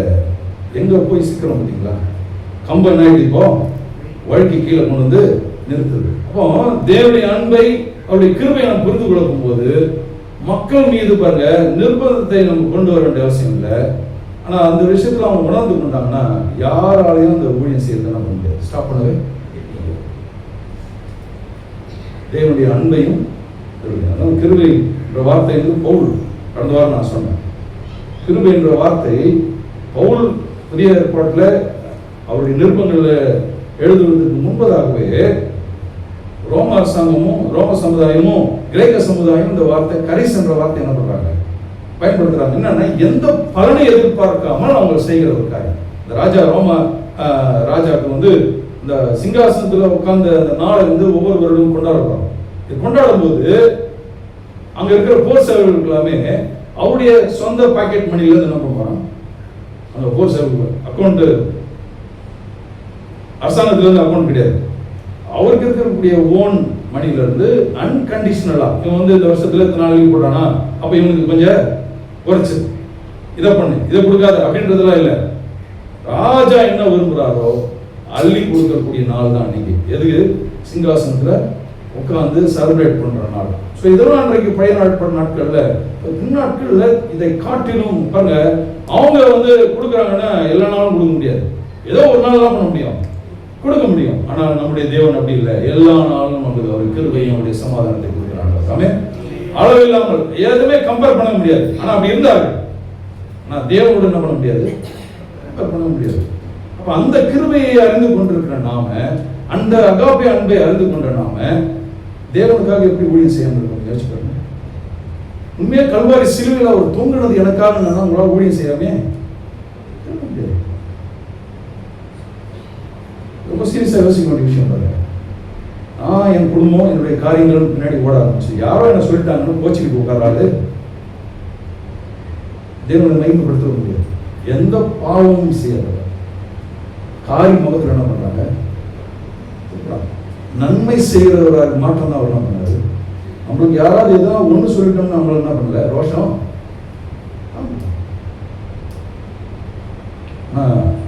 தேவனுடைய அன்பு இந்த உலகத்துல மனுஷனுக்காக பாருங்க, நாம அனுபவிக்க வேண்டிய தண்டனைய இயேசு அந்த கல்வாரி சிலுவையில அந்த தேவனை நம்ம ஆராதிக்கணும் வரும்போது, அவருடைய சந்ததியாய் தேவன் நம்மளை வேறுபடுத்தி வச்சிருக்கிறான் வரும்போது, நம்மளுடைய ரோஷ கோஷங்களை, நம்மளுடைய கோபங்களை, நம்மளுடைய எரிச்சலை, என்னை யாரும் மதிக்கல, எனக்கு முக்கியத்துவம் கொடுக்கலன்றதுக்கு பின்னாடி நம்ம போனோம்னா அது பெரிய சோர்வுக்குள்ளாக நம்மளே ஒரு வழியை என்ன பண்றாங்க, சூஸ் பண்றோம். தேவனுடைய வழியை விட்டு யார் வழிக்கு போயிட்டு இருக்கோம், ஏன் வழியில போறோம். அதான் நீதிமொழிகளாக சொல்றாரு, சுய புத்தி மேல என்ன பண்ணாத, சுய புத்தி அடிப்படை நேராக தான் கொண்டு போகும். தேவனுடைய வழி நித்திய வாழ்வுக்குள்ளாக, நித்திய சமாதானத்துக்குள்ளாக, மகிழ்ச்சிக்குள்ளாக, சந்தோஷத்துக்குள்ளாக என்ன பண்ணுவோம் கொண்டு போகுது. இதெல்லாம் ரொம்ப சீரியஸா யோசிக்க வேண்டிய விஷயம். நம்ம என்ன பண்றது அதெல்லாம் பாருங்க. இதெல்லாம் என்ன ஆயிடுது, லீகலிசத்தை உள்ள கொண்டு வந்து, இது கர்த்தருக்காக இதெல்லாம் செஞ்சா உங்களுக்கு இவ்வளவு நன்மை உண்டாகும். ஸோ எதுக்காக போறான், நன்மை உண்டாகும்படி ஊழியம் செய்யறாங்களே தவிர்த்து இது எனக்கு நற்கிரிகளை செய்வதற்கு இப்படிதான் தேவன் புதிய உடன்படிக்கையில டிசைன் பண்ணிட்டார். ஆதாம் எழுந்து போனதை இரண்டாம் ஆதாம் இயேசு கிறிஸ்து மூலமா மறுபடியும் எனக்கு ஒரு ஷேப் என்ன பண்ணிட்டாரு. இப்ப அவர் தான் என்னுடைய இதயத்தை வணைந்திருக்கிறார். அல்லேலூயா. அவர் வணைந்திருக்கிறார் போது அவருடைய வேலையை நான் செய்யாம எப்படி இருக்க முடியும், யோசிச்சு பாருங்க. யாராவது ஏதோ ஒரு வார்த்தை சொன்னா உங்களுக்கு பாருங்க ரோஷன் ஆகுது. நம்முடைய ரோஷன் எல்லாம் தேவனுக்கு முன்னாடி ஒண்ணுமே கிடையாது. அந்த நேரத்துல நம்ம உட்கார்ந்து நம்முடைய காரியங்களை செய்வதில்லை. அந்த இடத்துல உண்மைதான் நடந்தது உண்மை. ஆனா அதை மேன்மை பாராட்ட போறீங்களா, இல்ல உங்க வாழ்க்கையில தேவனை மேன்மை பாராட்ட போறீங்களா? ரொம்ப நம்ம சீரியஸா யோசிக்க வேண்டிய விஷயம். இதெல்லாம் எதை கொண்டு போகுதுன்னா உங்களுடைய வாழ்க்கையின் அழிவுக்கு நேராக கொண்டு போகுது. அழிவுக்கு நேராக கொண்டு போறதுக்கு நான் என்ன பண்ணக்கூடாது, இடமே கொடுக்கூடாது. இது வந்து ஒவ்வொரு இண்டிவிஜுவல் பாருங்க. உங்களுக்காக நான் அழிவுக்கு போகாம ஆலோசனை கொடுக்க முடியும், ஆனா தீர்மானம் எடுக்க வேண்டியது யாரு, மாற வேண்டியது யாரு? ஏற்பட்ட போதனைகள் உங்களை சீர்படுத்துவதற்கு தேவனுடைய நல்வழியை கொண்டு போறதுக்கு நான் உதவி செய்யும். அதாவது யாரையும் போய் நம்ம நிர்பந்திக்க வேண்டியதில்லை, கஷ்டம் பண்ண வேண்டியதில்லை, அவங்கள போய் என்ன பண்ண வேண்டியதில்லை, இது செஞ்சாதான் உனக்கு ஆசிரியர் உண்டான்னு சொல்ல வேண்டியதில்லை. ஏன்னா நற்கைகளை செய்வதற்கு தேவன் முன்னதாக நம்மளை வணைந்திருக்கிறார்ன்ற வேதவசனம். அதனால பாருங்க, தேவனுடைய அன்பு எப்படிப்பட்டதுன்னா, நாம் பாவிலா இருக்கையில் கிறிஸ்து நமக்காக கல்வாரி சிலுவையில் ரோமர்ல பவுல் அழகா சொல்றார். ரோமர் 5:8 வாசிக்கிறோம். அவன் பாவியா இருக்கும் போது இயேசு கல்வாரி சிலுவையில் நமக்காக என்ன பண்ணார், மரித்தார். நம்மளால அவ்வளவு பெரிய சொல்லிக்கிற ஆளு கிடையாது. ஆனா நமக்காக ஆண்டவர் கல்வாரி சிலுவையில ஸோ இன்றைக்கு இது யாருக்கு எழுதுறாரு? சபைக்கு வெளியில் இருக்கிறவங்களுக்கு எழுதுறாரு. ரோமாபுரியில் இருக்கிற சபையில் உட்கார்ந்து இருக்கிற ஆட்களுக்கு பேசுறாரு. அப்ப அவன் தவறும் போது தேவனுடைய அன்பையும் தேவனுடைய கிருபையும் அவருடைய நீதி என்னன்றதை அறிவு அவனுக்கு வந்துருச்சுன்னா இமீடியட்டா செப்பரேட் பண்ணுவாங்க. நம்ம என்ன பண்றது இல்ல, இமீடியட்டா செட் பண்றதுக்கு குற்ற உணர்வு நமக்குள்ள நடக்குது. இந்த குற்ற உணர்வு என்ன ஆகுதுங்கள, ஒரு காரியத்தை அடுத்த ஸ்டெப் எடுத்து செய்வதற்கு என்ன ஆகுதுங்களா தடுக்குது. ஆனா பவுல் சொல்றாரு, குற்ற உணர்வு இல்லப்பா, சீர்கொள்வது வந்ததுனால இந்த இடத்துல தேவன் நம்மளை மன்னிக்கிறாங்க. சில நேரம் பாருங்க, சபையில சபையில கம்யூனியன் இருக்கும், அதாவது நல்லா எல்லாம் தொழுது கொண்டு இருப்பாங்க. முடிஞ்சதுக்கு அப்புறம் அப்படியே ஃபாலோட் பை கம்யூனியன் இருக்கும். என் கூட இருக்கிற ஊழிய செய்கிற ஆட்கள் தான், நல்லா ஜெபிக்கிற ஆட்கள், என்னோட நீங்க நல்லா ஜெபிக்கிற ஆட்கள் கூட இருக்கிறப்பாங்க, ஊழிய செய்யறதுனால ஊழிய செய்கிற ஆட்கள் கரெக்டாக அந்த கம்யூனியன் சொல்ல அந்த அபாத்திரமாய் பங்கு கொள்கிற இடத்தில் அப்படின்ற வார்த்தையை எடுத்த உடனே டப்புன்னு ஒரு 10 பேர் என்ன பண்ணுவாங்க, அங்க என்ன வேலை செய்ய நினைக்கிறீங்க? நம்ம எங்க உட்கார்ந்துருக்கோம்? சபையில் உட்கார்ந்துருக்கோம். அந்த இடத்துல தேவன் இடத்துல நம்ம மன்னிப்பு கிட்ட தேவன் மன்னிக்க மாட்டாரா? யோசிச்சு பாருங்க. அங்க ஒரு கேப்பை கொடுத்து வெளியில வந்து கேட்பாங்க, ஏன் கம்யூனியன் எடுக்கல, இது ஒரு மூலமா எடுக்க வேண்டியதான். இல்ல இல்ல கொஞ்சம் செட்டரேட் பண்ண வேண்டியது. அப்ப எங்க உட்கார்ந்துருக்கீங்க? தேவனுடைய சமூகத்தில் உட்காந்து செட்டரேட் பண்றதுக்கு இல்லைன்னா அப்ப அந்த இடத்துல என்ன பிரச்சனை இருக்குது பாருங்க. முடிஞ்சதுக்கு அப்புறம் வேற யாரெல்லாம் கம்யூனியன் எடுக்காத ஆளோ அவங்களுக்கு தனியாக கூப்பிட்டு என்ன பண்ணுவாங்க. ஏற்கனவே ரட்சிக்கப்பட்டவங்க எடுக்காம இருக்கிறான்றதை பத்திலாம் என்ன இல்லை, கவலை இல்லை. ஆனா யாரெல்லாம் இவங்கள ஞானஸ்தானம் கொடுத்து இவங்களை வழி நடத்துறதுக்கு, ஏன்னா அக்கௌண்டபிலிட்டி வேணும். இந்த ஈஸ்டருக்குள்ள 100 பேர் என்ன பண்ணிடணும், ஞானஸ்தானம் கொடுத்துருக்கோம். டிசம்பருக்குள்ளாக 1000 பேர் என்ன பண்ண போறோம், உலகம் வந்து பிரிண்ட் பண்ணி அனுப்ப போறோம். எங்க சபையில் என்ன பண்ணிருக்கோம், அவங்களுடைய தனிப்பட்ட வாழ்க்கை ஆவிக்குரிய ஜீவித்தை குறித்து ஏதாவது சீரியஸ் இருக்குதா பாருங்க, இருக்காது. அதை பத்தி எல்லாம் கவலை. அவங்களுக்கு எல்லாம் என்னன்னா கோல்ஸ். பவுல் கொடுக்குற கோல்ஸ் வேற, இன்னைக்கு சபையில் வச்சிருக்கிற கோல்ஸ் வேற. பவுல் கொடுக்குற ஸ்டேட்மெண்ட் இன்னைக்கு நம்ம உட்காந்து நீங்க ஆழ்ந்து நீங்க யோசிச்சு பாருங்க, இதுதான் கிறிஸ்தவ வாழ்க்கைன்றதை ரொம்ப தெளிவாக என்ன பண்றாரு பவுல் பேசுறாரு. இப்போ சட்டவாதம் இன்னைக்கு சபைக்குள்ளாக என்ன பண்ணிருக்கு. லாக்டவுன் டைம்ல ஒரு குடும்பத்துக்கு நம்ம சபையில் எல்லாருக்குமே வந்து கம்யூனியன் கிட் வந்து கொடுத்துருக்கோம். இந்த ரெடிமேட் கிட் வரும். ஸோ அது ஈவன் நீங்கள் வந்து சானிடைஸ் பண்ணி கூட என்ன பண்ணலாம், பயன்படுத்தலாம். ஏன்னா அந்த டைமில் வந்து எதுவாக இருந்தாலும் என்ன பண்ணுவோம், ஆமாம். ஸோ சானிடைஸ் பண்ணி கூட சாப்பிட்ற அளவுக்கு ஹைஜீனிக்காக பேக் பண்ணியிருக்காங்க. ஸோ 6-7 மாசமாக எடுக்காத குடும்பம், இடையில அவங்களுக்கு மீன் போகுது, குழம்பு போகுது, இறா போகுது, குழம்பு பண்ணிக்கலாம் கொடுத்துருக்கோம். கம்யூனியன் கிட்ட போய் கொடுத்த உடனே 3 நாள் திரும்பி வரும். 3 நாள்ல நான் எங்க ஞானஸ்தானம் எடுத்தோமோ, எங்க தசமபாகம் கொடுக்குறோமோ அங்கதான் என்ன பண்ணுவோம், கம்யூனியன் எடுப்போம். எதுக்கு எங்களுக்கு கொண்டு வந்து இதை கொடுத்தா திரும்பி கொண்டு போய் என்ன பண்ணுங்க,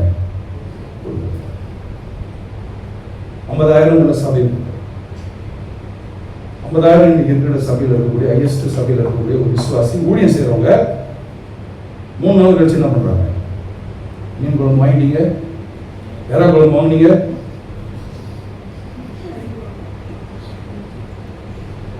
நம்ம சிந்திக்க வேண்டிய ஒரு காரியத்துல தேவனுடைய காரியத்தை நிராகரிக்கிறதுக்கு தைரியம் வருது. சட்டவாதம் மக்களுக்குள்ளாக என்ன பண்ணுது, யாரும் என்ன நிராகரிக்கல. அதெல்லாம் பவுல் அதை 1 Corinthians 16ஆம் அதிகாரத்தில் எடுத்து சொல்லணும். அபாத்திரமாய் பங்கு கொள்வார்கள். நீங்க சட்டவாதம் எப்படி போயிடுச்சு, எங்க ஞானஸ்தானம் எடுத்தோமோ அவங்க நினைச்சாங்க நான் ஏதாவது தசமபாகம் கேட்கறதுக்காக என்ன பண்றேன், இப்போ கம்யூனியன் கொடுக்குற நினைச்சிட்டோம். லைசன்ஸ் கொடுத்துருந்தோமா, அதை நம்ம வேற யாருக்கு என்ன பண்ணிக்கிறோம், பயன்படுத்திக்கிறோம். இதெல்லாம் நடைமுறையில் பார்க்குறோம். நல்லா ஊழியம் செய்கிறாங்க, நல்ல குடும்பம், எல்லா விதத்திலும் இறங்கி நல்ல ஊழியத்தை ஆத்து மாதிரியம் பண்ணக்கூடிய குடும்பங்கள் தான். ஆனால் இங்கே எது பார்க்கப்படுவது, சபை பார்க்கப்படுது. நம்ம போதிக்கிறதுல என்னது, கல்லாம் உபதேசம். நான் அந்த லிஸ்ட்ல தான் இருக்கிறேன் அவங்க முன்னாடி. ஆனால் அதை பற்றி நம்ம என்ன பண்ணல, கவலைப்படுறதில்லை. ட்ரூத்தை சொல்றதுக்கு கவலைப்பட வேண்டிய அவசியமே ஒரு நாளும் கிவ் அப் பண்றது இல்லை. அதுக்கப்புறம் அந்த குடும்பத்துக்கு ஏகப்பட்ட பிரச்சனைங்க நம்ம தான் என்ன பண்றோம், முன்னாடி போய் நிற்கிறோம், செய்யறோம். ஏன்னா தேவன் அதை தேவனுடைய கிருபை என்னன்றதையும் தேவனுடைய அன்புன்றதையும் என்னால் பண்ண முடியும், அறிந்து கொள்ள முடியும். அவங்க அழிந்து போவது கர்த்தருடைய சித்தம் இல்லை. நானும் அந்த அழிவுக்குள்ள எனக்கு ஒருவேளை நான் ஒரு லீகலிசத்தில் இருக்கணும்னு வச்சுக்கோங்களேன், சபிச்சுட்டு இருப்பேன். கண்டிப்பா அதான் நடக்கும். ஆண்டவரே உங்களுக்கு விரோதமாக செய்திருக்கிறார்கள், அந்த குடும்பத்துக்கு ஏதாவது நீங்க என்ன பண்ண, இப்போ பதில் சொல்ல வேண்டிய அவசியமே கிடையாது. அந்த ஏரியாவுக்கு போக வேண்டிய அவசியமே கிடையாது. ஆனால் பாருங்க, இன்னைக்கு சபைகளுக்குள்ளாக சட்ட வாதங்கள் ஆயிடுச்சு. அதனால நம்ம கேட்கக்கூடிய சத்தியங்களை குறித்து ரொம்ப ஜாகிரதையா வந்திருக்கிறோம். எது உங்களுடைய கிரியைகளுக்கு நேராக, உங்களுடைய சித்தத்துக்கு நேராக நடத்து, அது நிமித்தம் நான் தேவனை மேன்மையை பாராட்ட போறேன்றதுல தயவுசெய்து நான் பண்ணாதீங்க. நீங்க ஒரு மற்ற நம்பிக்கையில் உள்ள ஆட்கள் நீங்களும் தொடர்ந்து எங்களை மாதிரியே 40 நாள் நீங்க உபவாசம் பண்ண ஆரம்பிச்சிட்டீங்க அப்படின்னா, அது ரொம்ப நண்பர் ரொம்ப தெரிஞ்ச கொடுக்கும். என் புருஷன் மாறதுக்காக 40 நாள் நான் பண்ணுவேன். புருஷன் மாறதுக்காக 40 நாள் உபவாசம் எங்க பைபிளில் போடலையே. என்னுடைய தேவைகளுக்காக நான் என்ன பண்றேன், உபவாசம் பண்றேன்னா பைபிள் அது என்ன பண்ணல. எது உபவாசம்ன்றது ஏசாயா 58 நீங்க வாசிங்க. எது பக்தின்றதை யாக்கோபு என்ன பண்றாரு, தன்னுடைய நிருபத்தில் அழகாக எழுதுறாரு. இன்னைக்கு கிறிஸ்தவம் எந்த பாதையில் போயிட்டு இருக்குன்றது நம்ம கொஞ்சம் சீரியஸாக என்ன பண்ணணும், யோசிக்கணும். நான் எங்க போயிட்டு இருக்கிறோம், என்னுடைய கிரியின் அடிப்படையில் போறேன்னா தேவனுடைய சித்தத்தையும் நோக்கத்தையும் அவருடைய விருப்பத்தையும் என்னுடைய வாழ்க்கையில செய்யக்கூடிய, அவரை மகிமைப்படுத்தக்கூடிய பாதையில் நான் போகிறேன்றதுல நான் எப்படி இருக்கேன், இப்போ கவனமா இருக்கணும். ஸோ இதை கொஞ்சம் நிதானிக்கிறது தான் இப்போ இவ்வளோ எக்ஸாம்பிள் நான் என்ன பண்றேன்.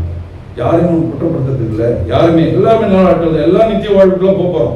ஆனா பூமிக்குரிய வாழ்க்கையில இப்படி வாழ்ந்துட்டுமேன்னு உணர்வு அவங்களுக்கு எப்போ வரும், தேவனுக்கு முன்னால் நிற்கும் போது தான் வரும். அதை பத்தி நமக்கு பிரச்சனை இல்லை. நம்ம செய்ய வேண்டிய காரியங்கள் அதுதான். சரி, இன்றைக்கு ஒரு முக்கியமான காரியங்களை பார்க்க போகிறோம். என்னன்னா, கள்ள மீட்பர்கள் கள்ள போதர்களை குறித்து பார்க்க போகிறோம். ஸோ இதுவும் நம்மளை ஆவிக்குரிய சோர்வுக்குள்ளாக நாங்கள் கொண்டு போகிறோம். நம்ம இவங்க நிறைய உதவி செய்யறாங்க. சில போதனைகள் உங்களை ஆவிக்குரிய சோர்வுக்குள்ள கொண்டு போறதுக்கு நிறைய போதனைகள் நமக்கு உதவி செய்யுது. இதுக்கு ஆதாரமா நான் முதல்லயே ஒரு விஷயத்தை எடுத்தேன். 2 ராஜாக்கள் 4ஆம் அதிகாரத்துல ஒரு சம்பவம். தீர்க்கதரிசிகள் ட்ரைனிங் ஸ்கூல்ல ஒரு சம்பவம் நடக்குது, பஞ்சகாலம். அந்த இடத்துல எலிசாவும் என்ன பண்றாரு, அந்த இடத்துல போறாரு. போற நேரம் அங்க காட்டுல இருக்கக்கூடிய சில செடிகளை படிச்சுட்டு சூப் சூட பண்ணலாம்னு நினைக்கிறாங்க. கடைசியில் அதை பார்த்து அப்படியே ஆயிடுச்சு, விஷம் ஆயிடுச்சு. ஆனா அங்கேயும் எலிசா என்ன பண்றாரு, ஒரு அற்புதத்தை செய்யறாரு. அது போல அந்த சூப்ல மிக்ஸ் ஆன மாதிரி போதனையில் என்ன ஆயிடுச்சு, இப்போ கொஞ்சம் சில விஷயங்கள்லாம் மிக்ஸ் ஆயிடுச்சு. இப்போ நமக்கு அது கொஞ்சம் ஐடென்டிஃபை பண்றதுக்கு தான் இதெல்லாம் கொஞ்சம் நம்ம பார்க்கிறோம். என்னன்னா பாருங்க, இயேசுவை குறித்து நம்ம பார்க்க போகும்போது புதிய ஏற்பாட்டில் இயேசு தான் செய்கிற அந்த மேய்ப்பனுடைய ஊழியத்தை குறித்து நம்ம நிறைய பார்க்க முடியும். அது யோவான்ல நம்ம என்ன பண்றோம், நம்ம அதிகமாக பார்க்குறோம், மற்ற இடத்துலையும் பார்க்குறோம் சுவிசேஷங்களை. ஆனால் அந்த மேய்ப்பனுடைய காட்சின்னு வர போகும்போது அழகாக சொல்லப்படுகிறது.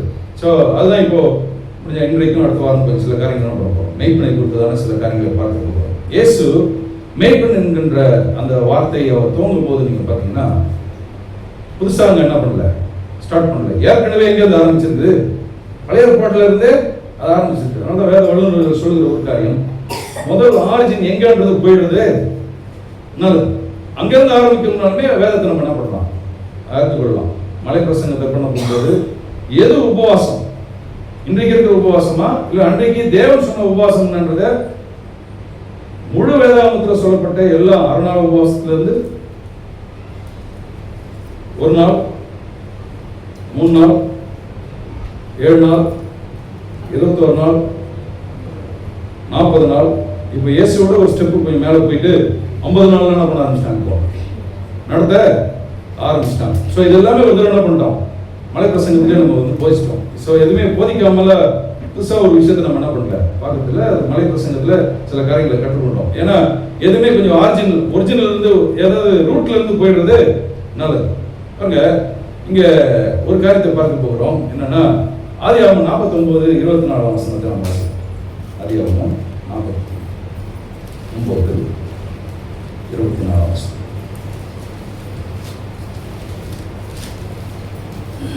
ஆனாலும் ஆ அவனுடைய வில் உறுதியாய் நின்றது. ஆ அவன் புயங்கள் யாக்கோபுடைய வல்லவரின் கரங்களால் ஆ பலத்தன. ஆ இதனால் அவன் மேய்ப்பனும் இஸ்ரவேலின் கண்மலையும் ஆனான். ஆ இஸ்ரவேலின் கண்மலையும். ஆனா இங்க முழுக்க பாத்தீங்க, லிட்டரலா அப்படி வாசிச்சோம்னா இங்க யாரை குறித்து தீர்க்கதரிசனமா சொல்றாருன்றது கொஞ்சம் புரிஞ்சுக்கிறது கஷ்டமா இருக்கும். ஆனா இங்க மீன் பண்றது யாருன்னா யோசேப்பை குறித்து நீங்க பார்க்க முடியும். இந்த வசனத்துல யோசேப்பை குறித்து யாக்கோபு என்ன பண்றாரு? தீர்க்கதரிசனமாய் சொல்றாரு. இப்ப நீங்க யோசேப்பு உள்வாங்கி வசனத்தை வாசிச்சு பாருங்க. ஆனாலும் அவனுடைய வில் உறுதியாய் நின்றது, அவன் புயங்கள் யாக்கோபுடைய வல்லவரின் கரங்களால் பலத்தன. இதனால் அவன் மேய்ப்பனும் இஸ்ரவேலின் கண்மலையும் ஆனான். ஸோ ப்ராஃபஸி யாக்கோபு வந்து யோசேப்பு குறித்து என்ன பண்றாரு? அந்த இடத்துல தீர்க்கதரிசனமாய் சொல்றாரு. அதனாலதான் பழைய உடன்படிக்கையில எப்படி ஜெபம் பண்ணுவாங்க? அபிரகாமின் தேவனே, ஈசாக்கின் தேவனே, யாக்கோபின் தேவனே தான் ஜெபம் பண்ணுவாங்க. கரெக்ட் தானே? ஆனா இயேசு ஜெபம் பண்ண போகும்போது எப்படி ஜெபம் பண்றாரு? பரமண்டல இருக்கிற பிதாவே. இருக்கிறவங்க வித்தியாசமா இருக்கு. இது வரைக்கும் இப்படிதான் நாங்க ஜெபம் பண்ணோம். ஆனா இந்த இடத்துல இயேசு போய் இன்னைக்கு திருத்துவத்தின் தேவன், திருத்துவத்தின் 2வது நபர், ஒரு மரித்து உயிர் தந்தார், பரம் ஏறினார்ன்றதெல்லாம் பார்க்கும்போது பிரமாண்டமா இருக்குது. அன்றைக்கு இப்படி ஜெபிக்கும் போது நம்மளை போல 100% மனுஷனா தான் என்ன பண்றாரு? ஜெபம் பண்றாரு. அப்போ நம்மளே பாருங்களேன், சில நேரம் கிறிஸ்துவத்திலே மற்ற பிலீவ்ல இருந்து வந்த ஆட்கள் பார்த்தீங்கன்னா அவங்களுக்கு எழுதப்பட்ட ஜெபத்தை என்ன பண்ணுவாங்க? சொல்லுவாங்க. ஈவன் பரமண்டல இருக்கிற ஜெபத்தை நம்மளே மாற்றி சொன்னா நம்மள ஒரு மாதிரி என்ன பண்ணுவாங்க? பார்ப்பாங்க. அவங்களுக்குன்னு ஒரு ட்ரெடிஷனல் ஒரு வழி இருக்குது. அந்த ட்ரெடிஷனல் வழியிலேருந்து கொஞ்சம் மாறினாலுமே கிளீனாக கண்டுபிடிச்சிருவாங்க. இப்போ இவங்க அந்த அந்த பிரிவை சார்ந்தவர்கள் அப்படின்றத ஈஸியாக என்ன பண்ணுவாங்க? அப்பத்துலேருந்து நம்மள ஒரு மாதிரி தான் டீல் பண்ணுவாங்க. இயேசு அப்படி தான் டீல் பண்ணியிருப்பான்னு நினைக்கிறேன். இது வரைக்கும் நான் அபிரகாமின் தேவனே, ஈசாக்கின் தேவனே, யாக்கோபின் தேவனே ஜெபம் பண்ணிட்டு இருக்கிற இடத்துல இயேசு பரமண்டல இருக்கிறவங்க பிதாவையும் ஜெபம் பண்றாரு. சீசர்களாக கொஞ்சம் பேசியிருப்பான்னு நினைக்கிறேன். வித்தியாசமா இருக்குது, நல்லா இருக்குது. உங்களுக்கு எதுக்கும் இவருடைய சீசர்கள் ஆகிட்டோம். இவர் நிறைய அப்போ அடையெல்லாம் பண்றாரு, டைம் சாப்பாடு கொடுத்துறாரு. இந்த பாஸ்டர் கொஞ்சம் நல்லா இருக்கிறாரு. அதனால இவங்க கூட என்ன பண்ணிடலாம், சேர்ந்துக்கலாம். அதனால தான் ஜெபத்தை கேட்குறாங்க. ஆண்டவரே எனக்கு என்ன பண்ணுங்க.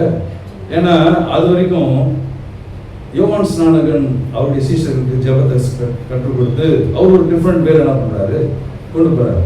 இப்போ இயேசு இடத்துல வந்து ஆண்டவரே எனக்கு ஜெபத்தை என்ன பண்ணுங்க, சொல்லிக் கொடுங்க அப்படின்னு வரும்போது இயேசு பாருங்களேன், இந்த ஜெபத்தை நீங்க என்னதான் ஸ்லோவா சொன்னாலும் 1 நிமிஷத்துல சொல்லிடலாம். தெரியுமா? இந்த ஜெபத்தை இவ்வளவு தூரம் நீங்க ஸ்லோவா சொன்னாலும் நீங்க 1 நிமிஷத்துல என்ன பண்ணலாம், சொல்லிடலாம். ஆனா அந்த ஜெபத்தை தாண்டி வேற ஏதோ உலகத்துல பெரிய ஜெபியம் பண்ண முடியாது, மேன்மை பாராட்டவே முடியாது. ஏன்னா அதுல இந்த பூமிக்குரிய வாழ்க்கையில ஆவி ஆத்மா சரீரத்துக்கு தேவையான எல்லா விதமான ஸ்டஃபையும் உள்ள வச்சுட்டு தான் அந்த ஜெபத்தை என்ன பண்ணியிருக்காரு, சொல்லி கொடுத்துருக்காரு. நம்ம பொதுவா வந்து கொஞ்சம் பரிசுத்தவான்கள், நம்ம எப்பவுமே ஆவி ரொம்ப முக்கியம். அதனால ஆவி ஆத்மா சரீரம். ஸோ சரீரம் எங்க போயிடுச்சுக்குவோம், கடைசியில் போயிடுச்சு. ஏன்னா சரீரம் ரொம்ப முக்கியம் இல்லைங்க, ஆவிதான் ரொம்ப முக்கியம். என்னுடைய ஆத்மா தான் ரொம்ப முக்கியம், சரீரம் உண்மை கிடையாது. சரீரம் முக்கியம். அதனால தான் இந்த பெண்கள் கூட்டத்தை நடத்தும் போது நீங்க எவ்வளவு முக்கியம்ன்றதை என்ன பண்ணிட்டு என்ன சொல்லி கொடுத்தாங்க. ஆமா, நீங்க உங்களை கண்ணாடியில பார்க்கும்போது வாவ் என்ன பண்ணோம்,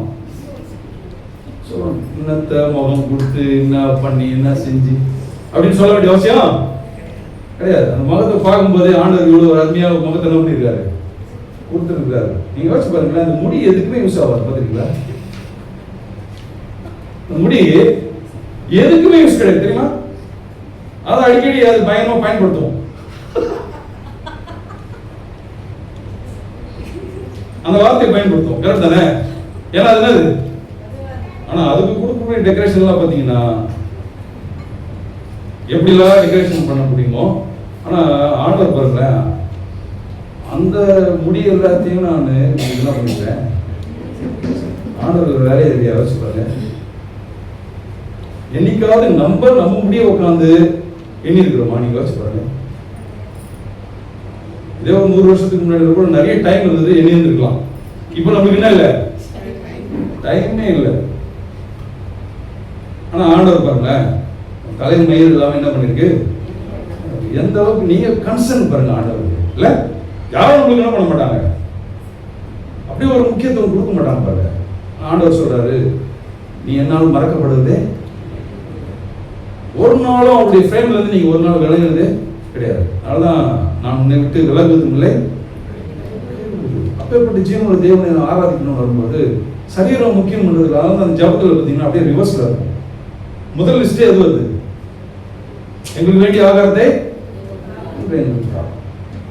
ரெண்டாவது தான் கொஞ்சம் கடனாளிகள் செத்தாலும் மன்னிக்க மாட்டாங்க. எங்க அகராதிலே அவங்களுக்கு என்ன இல்லை, ஆமா புதைச்சாலும் கூட அவங்க முன்னாடி போய் என்ன பண்ண மாட்டேன்.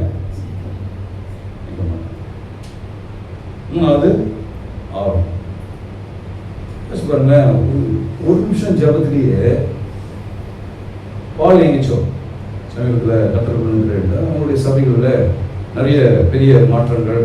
நீங்கள் குழுக்களால் சபை விஸ்தாரமானதுக்கான பெரிய ஒரு அடையாளம் வந்து சொல்லலாம். அவர் ஒரு தடவை ஒரு சபையில் பிரசங்கம் பண்ணுறதுக்காக கூப்பிட்டு போகும்போது பிரசங்கம்லாம் பண்ணி முடிச்சதுக்கப்புறம் ஒரு ரெஸ்டாரண்ட்டில் 2 பேர் என்ன பண்ணுறாங்க, நான் சாப்பிட போகும்போது அந்த போதகர் வந்து பாலியன்ஸோர்கிட்ட கேட்டிருந்தாங்க, நீங்கள் மட்டும் எப்படி இப்படி ஜோம் பண்ணுறீங்க, எப்படி உங்களால் மட்டும் இப்படியெல்லாம் பண்ண முடியுது, நாங்களாம் ஜோம் பண்ணால் 10 நிமிஷத்துக்கு மேலே எங்களுக்கும் போர் அடிக்குது, ஆண்டவருக்கும் போர் அடிக்குதான். எங்கள் ஜபம் அவ்வளோ என்ன பண்ணல போகலாம். ஆனால் நீங்கள் சொல்கிறதெல்லாம் பார்த்தா எப்படி இருக்குது, ரொம்ப பிரம்மாண்டமாக இருக்குது, ரொம்ப யோசிக்குது. இதெல்லாம் நாங்கள் மலை பிரசங்கத்தில் வெறும் கர்த்தருடைய ஜபத்தை மாத்திரமே கிட்டத்தட்ட ஒரு 7-8 வாரம் என்ன பண்ணியிருக்கிறோம், உட்காந்து டீட்டெயிலாக அனலைஸ் பண்ணி இப்போ நம்ம ஜபம் எப்படி இருக்குன்றது ஒரு தெளிவு என்ன எடுத்துப்போம் வந்துடுது. ஏன்னா ஜெபிக்கிறதுக்கு முன்பதாக, நான் வேண்டுதல் செய்வதற்கு முன்பதாக இன்னதென்று அறிந்திருக்கிற தேவனுக்கு முன்பாக நான் பண்ணுறேன். போய் உட்காரும் போது நம்மளே சொல்லுவோம்ல, நம்ம வீட்டில் பிள்ளைகளா திடீர்னு வேலை செய்யாதவங்க வேலை செய்யறோமோ அப்பவே நம்ம கண்டுபிடிச்சிருவோம். ஏதோ என்ன பண்றாங்க, அடி போடுறான், டேய் கத்த வேண்டாம், நானு நீ எதுக்காக இப்போ வந்திருக்கேன்னு எனக்கு தெரியும், கரெக்ட் தானே? நம்ம பிள்ளைகளை பத்தி நம்மளுக்கு அதே தான் நம்புறோம். நீ இப்ப எதுக்காக எங்கேயோ அடி வாங்கி வந்திருக்கிற, இல்ல எங்கேயோ உங்களுக்கு தேவை இருக்குது, ஏதோ ஒரு பாதுகாப்பு உங்களுக்கு இருக்குது, அதனால நீ என்ன பண்ற இப்போ என்கிட்ட வந்திருக்கிற. அதுக்கு முன்னாடி அங்க போய் சுத்திருந்திய. அப்படிலாம் போகாம கருத்தாய் ஜெபிக்கிறதுக்கு நம்ம என்ன பண்ணணும், கற்றுக்கொள்ள வேண்டும். இந்த ஜபத்தை இயேசு சொல்லிக் கொடுக்க போகும்போது ஜனங்களுக்கு அந்த ஆச்சரியமா இருக்குது. மலை பிரசங்கத்தில் அந்த ஜபத்தை குறித்து என்ன பண்றாரு, கற்றுக் கொடுக்குறாரு. அண்ணனுக்கு நான் சொல்கிறேன், கிறிஸ்தவ ஜபம் என்பது உலகத்தில் இருக்கக்கூடிய நம்பிக்கையின் அடிப்படையில் கிடையாது, விசுவாசத்தின் அடிப்படையில். ஆமென். எவனாக இந்த மலையை பார்த்து பெயர்ந்து கடல்ல தள்ளுண்டு போன்னு சொல்ல, அவன் சொன்னபடியே கொஞ்சம் வெயிட் பண்ணுப்பா, டக்குன்னு போய் ஜபம் பண்ணாத, எதனா அடிச்சிட போகுது அப்படின்னு சொல்லி கொடுத்தாராங்க. நீங்க நம்ம சொல்லி கொடுத்துட்டோம், டக்குன்னு போய் என்ன பண்றாரு, கையை வச்சு ஜபம் பண்ணாத, திரும்பி அடிச்சதுன்னா கட்சிப்பட்டுல நமக்கு சபைக்காக இடம் கொடுத்துருக்காங்க. இடம் கொடுக்க முன்பதாக ஒரு சின்ன ஊழியம் அங்கே ஸ்டார்ட் பண்றோம். ஸ்டார்ட் பண்ணோன்னு அந்த வீட்டு ஓனர் சொல்றாரு, ஐயா இது மாதிரி ஒரு 2 மாசத்துக்கு முன்னாடி உங்களுக்கு தெரிஞ்சிருந்தா நாங்கள் ஆண்டுடைய வழிக்கு என்ன பண்ணியிருப்போம் வந்திருப்போம். என்னுடைய அறியாம 50,000 ரூபாய் கடன் வாங்கி வீடு சுத்திர நாங்கள் நல்லா இருக்கிறதுக்காக மந்திரம் பண்ணி என்ன பண்ணிருக்கோம், தகவல்களை வச்சிருக்கோம். குடும்பங்களுக்கு உண்மையான குடும்பத்தில் ஒரு பிரச்சனை பாருங்க. ஆனால் அந்த வீட்டுக்குள்ள எப்போ ரட்சிப்பு வந்ததோ அந்த போதகருக்கு போய் எல்லா காரியங்களும் அவங்களுக்கு என்ன பண்ணுச்சு. இப்போ அவர் அங்கேருந்து எனக்கு அடிக்கிறார் ஃபோன், ஏன் அந்த தகவல் எடுக்க வேண்டியது இருக்குது, நீங்க வரீங்களா? நான் சொன்னேன், எங்க எடுக்கிற ஆண்டவர், நான் எடுக்க வேண்டிய அவசியம் இதுக்காக நான் பிரயாசப்பட்டு ஒரு 3 நாள் உபவாசம் பண்ணி என்ன பண்ண வேண்டியதில்லை. ஆனா ஒருவேளை அந்த சட்டவாதமா இருந்ததுன்னு என்ன இருக்கும், தயவுசெய்து தொற்றாத, பெரிய பிரச்சனை ஆயிடும். ஏன்னா ஒருத்தர் பாஸ்டர் அப்படிதான் ஆயிட்டாருன்னு என்ன ஆயிடும், இப்போ அவர் நிறுத்திட்டு இருப்பார்.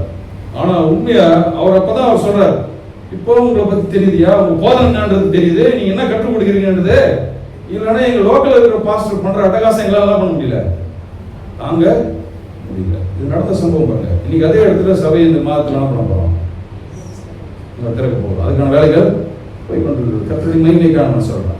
நம்ம என்ன நினைக்கிறோம், சில விஷயங்கள் இவங்க தான் செய்ய முடியும், சில விஷயங்கள் அவங்களால தான் கிடையாது. தேவன் பாரபட்சம்.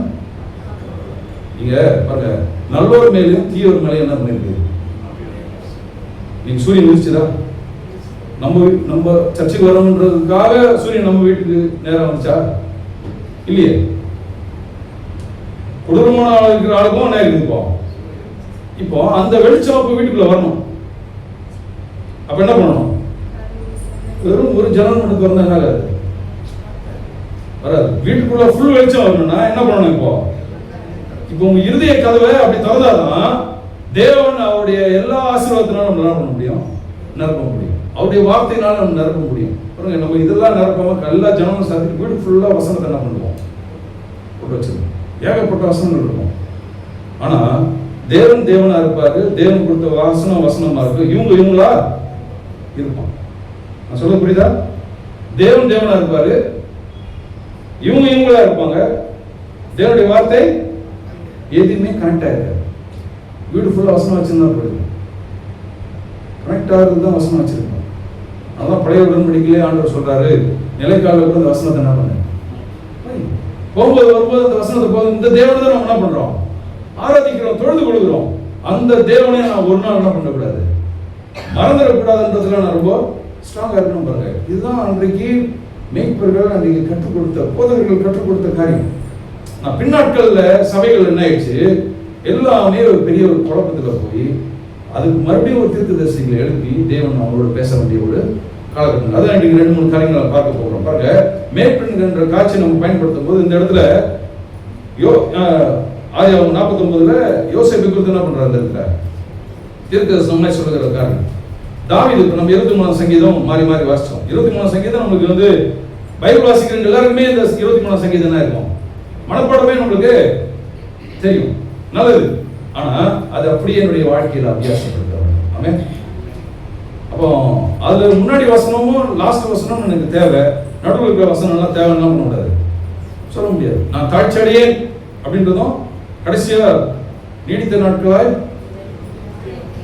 இதுதான் எனக்கு வேணும், நடுவில் இருக்கிறதுல வேணும்னா சொல்ல முடியாது. முழு சங்கீதத்தை நம்ம என்ன பண்ணணும், கரெக்டா நம்ம பயன்படுத்த வேண்டும். பாருங்க, என்ன இன்னைக்கு அந்த 23 சங்கீதம் வரும்போது கண்டிப்பா இது நமக்கு எல்லாருமே தெரிஞ்ச ஒரு காரியம். ஆனா வேதாகம் நாட்கள் அன்றைக்கு பழைய ஏற்பாடு நாட்கள்ல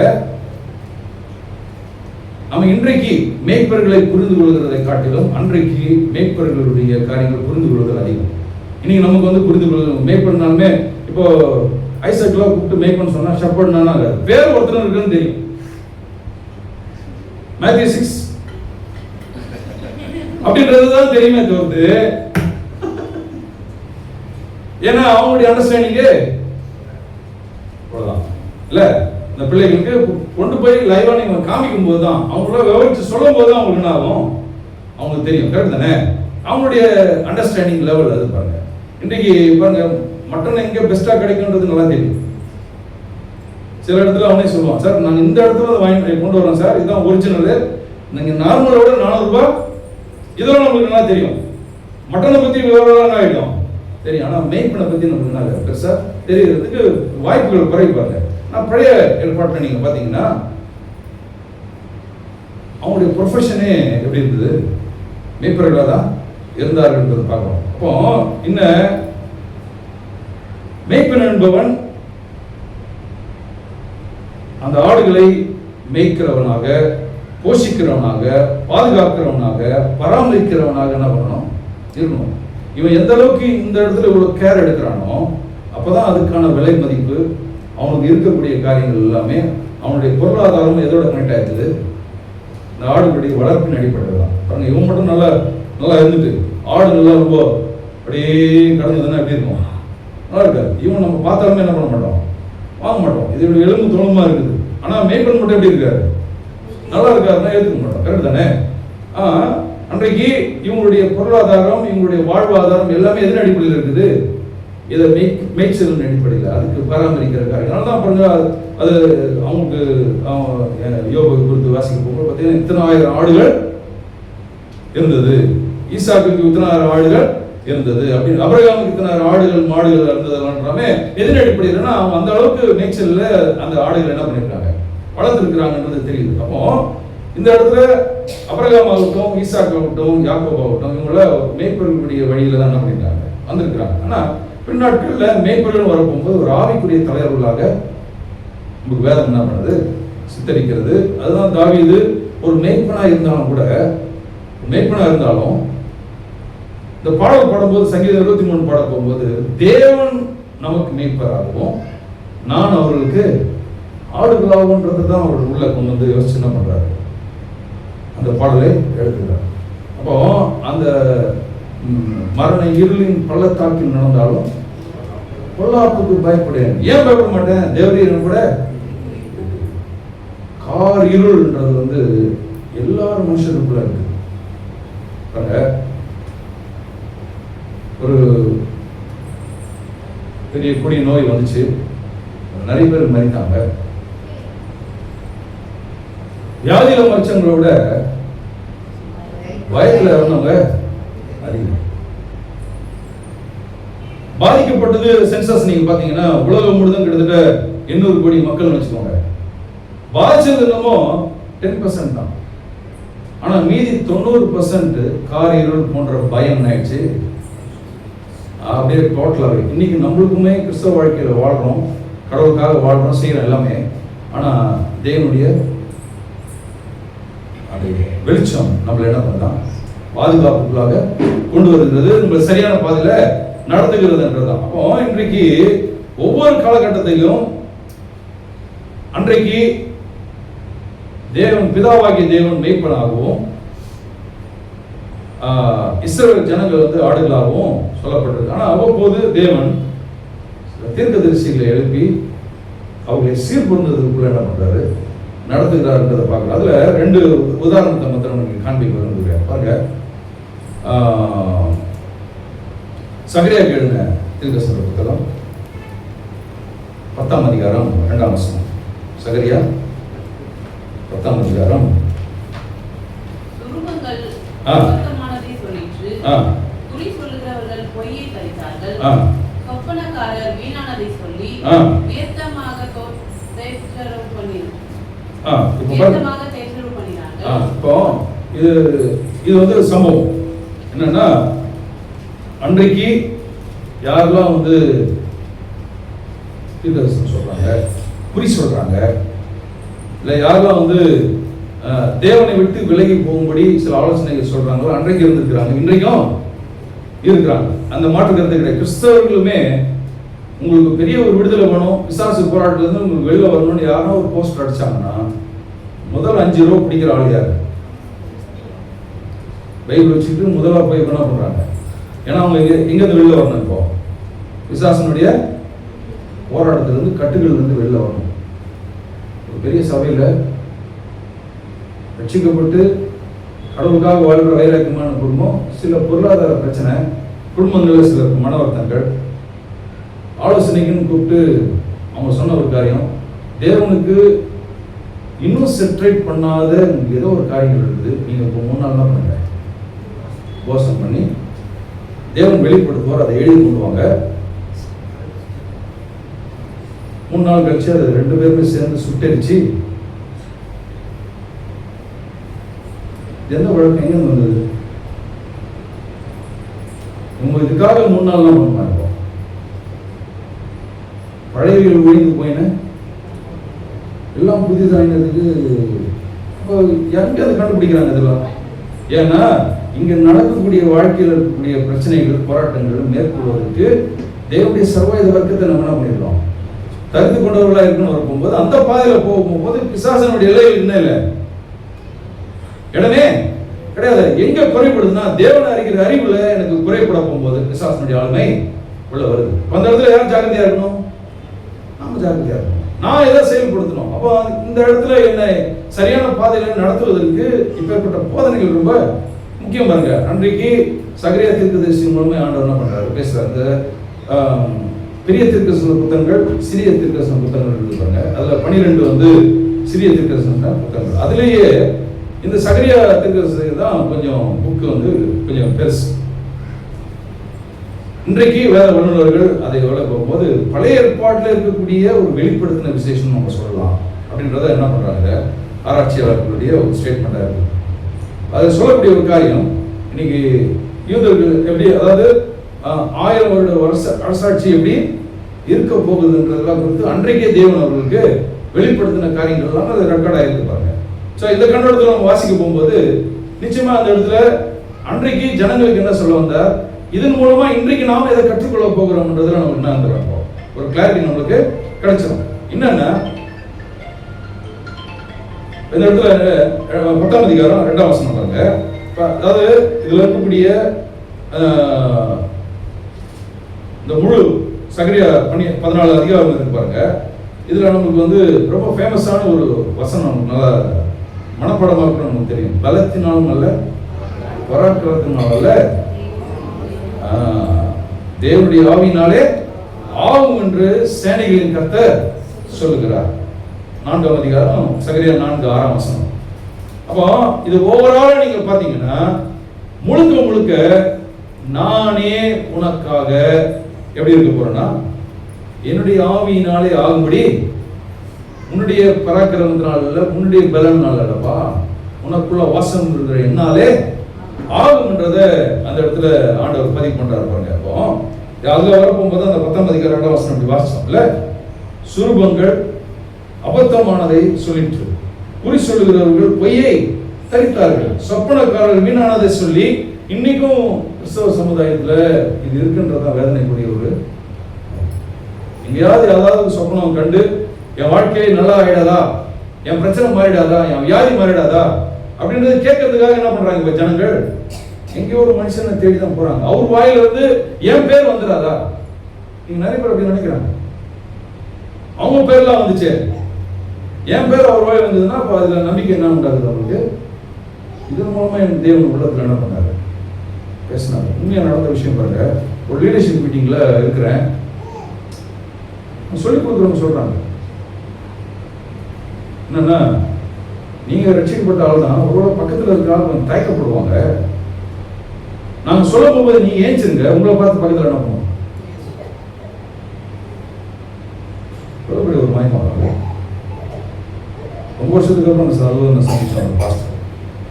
கேட்டோம், பாஸ்டர் அன்னைக்கு சபையில் அப்படி சொல்லி கொடுக்க சொன்னாங்க, ஐயா எங்களுக்கு அதெல்லாம் எங்களுக்கு யாரை ஏமாத்துறீங்க, ஜனங்கள் இன்றைக்கு ஒரு மாயமானத்துக்குள்ளா போய் அவங்களுடைய அக்கௌண்டபிலிட்டிக்காக எங்கேயோ யாரோ ஒரு கீழே போய் ஒரு காரியத்துக்குள்ள என்ன பண்றாங்க, சிட்டி கொடுக்குறாங்க. இப்போ இந்த இடத்துல எப்பேற்பட்ட காரியங்களை ஜனங்கள் ஓடிக்கொண்டிருக்காங்க பாருங்க. அப்போ இந்த இடத்துல சகரியா தீர்க்கதரிசி மூலம் ஆண்டவர் என்ன பண்றாரு, பேசுகிறார். அப்போ உங்களுக்கு கொடுத்ததான தரிசனத்தை யார் சொல்லுவாங்களோ, யாருக்கு வெளிப்படுத்துவாரோ அவங்களுக்கு பின்னாடி போகக்கூடிய சந்ததி இன்னைக்கு கிறிஸ்தவ சமுதாயம் நிறைய ஆயிடுச்சு. நீங்க யாருக்கு முன்னு போனதில்லை. அழகா சொல்றாரு, பலத்தினாலும் அல்ல பராக்கிரமத்தினாலும் அல்ல, என்னுடைய ஆவியினாலே ஆகும் என்று சேனைகள் ஆண்டவரே எனக்கு சொல்லியிருக்காரு. நான் ஏன் மனுஷனுக்கு பின்னாடி போகணுன்ற அறிவு யாருக்கு வேணும், நமக்கு தான் வேணும். இப்ப மாற வேண்டியது யாரு, என் நிமித்தம் அநேகர்களை தேவனுடைய ராஜ்யத்தில் கொண்டு வருவதற்கு தேவன் ஒரு சித்தத்தை நோக்கத்தை வச்சிருக்கிறாருன்னா, எவ்வளவு எளிமையான விதத்தில் கர்த்தரை அறிவிக்கிறதுக்கு உங்களை என்னையும் சாட்சியில வைத்திருக்கிறார்ல. அப்போ இதே சகரியா அழகா சொல்றாரு, ஒரு யூதனுடைய வஸ்திரங்களை பிடித்துக் கொண்டு, அருமையான வசனம் பாருங்க, 23 வசனம் 8ஆம் அதிகாரம் 23, சகரியா 8:23. காஸ்பலுக்கு அருமையான ஒரு லீட் பாருங்க. அந்நாட்களில்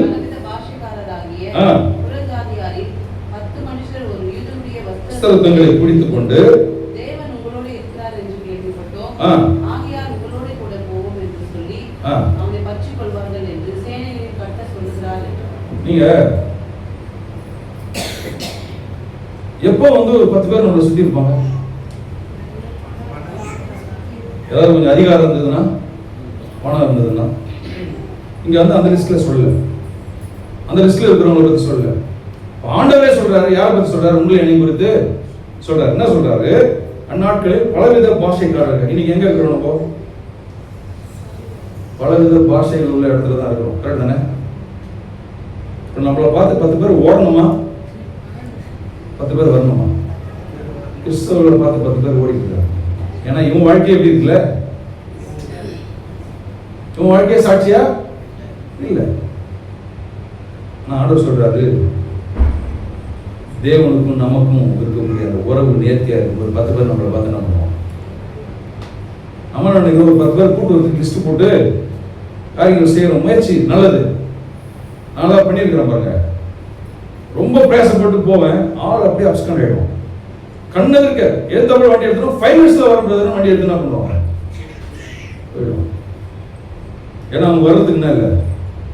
அது சபை எப்படி சொல்லிடுச்சுன்னா, உன் ஆவி சரியில்லை, உன் ஜபம் சரி, அதனாலதான் அவங்க என்ன பண்ணாங்க இப்போ. அதனால நீ என்ன பண்ணிப்போ, அவன் வரதுக்காக நீ எல்லாம் உபவாசம் பண்ணு, நீ எல்லாம் ஜபம் பண்ணு. பாருங்க, இன்னைக்கு நம்மளுடைய சாட்சி ஜீவியம்ன்றது மூலமா தேவனை மகிமைப்படுத்துவதற்கு தேவன் எனக்கு எல்லா ஆற்றலையும் பலனையும். அப்ப எது அங்க குறைப்படுதுன்னா, என்னை பார்த்து ஒரு 10 பேர் என்ன பண்ணணும்? சுவிசேஷத்துக்கு அற்புதமான வார்த்தை. 10 பேர் வரணுமே தவிர்த்து என்னை பார்த்து என்ன பண்ணுவார்? 10 பேர் ஓட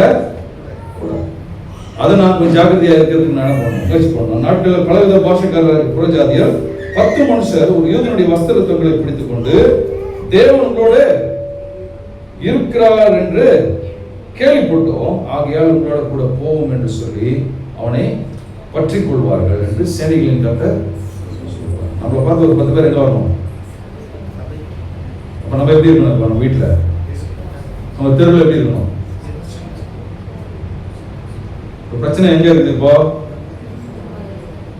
நம்ம இதெல்லாம் பண்ண மாட்டோமா? ஆனா உட்காந்து முழங்கால்னு ஜெபம் பண்ணி எல்லாரும் வந்துடணும், சபைக்கு வந்துடணும்னா அப்படி வர்றதுக்கு என்ன இல்லை. தேவன் அறிகிற அறிவு குறைபாடு தான் நம்மளால என்ன பண்ண முடியல, ஒரு காரியத்தை செய்ய முடியும். நம்மளுக்கு ஒரு நீடிய பொறுமையை தேவன் நம்ம கொடுத்துருக்காரு, சமாதானத்தை கொடுத்துருக்காரு. அதை நாம் அனுபவிக்கிறோம். எல்லாருக்குமே பிரச்சனை இருக்குது. பிரச்சனை எண்ணத்தில் நீங்கள் நான் யாருன்றதை காண்பிக்கிறது. அந்த இடத்துல தான் நீங்கள் யாருன்றதை வெளிப்படுத்த முடியும். ஏன்னா கர்த்தரின் பட்சத்தில் இருக்கிறார் என்பதற்கு ரொம்ப முக்கியம் பாருங்க. ஸோ இதெல்லாம் நம்ம சரியான வழியில் நம்ம பார்க்க வேண்டிய ஒரு காரியம். அப்போ தேவனுடைய வார்த்தையை நம்ம என்ன பண்ணணும்? சரியாக பிடித்து கொண்டு இதில் வளர்வதற்கு நம்ம உதவி செய்ய வேண்டும்.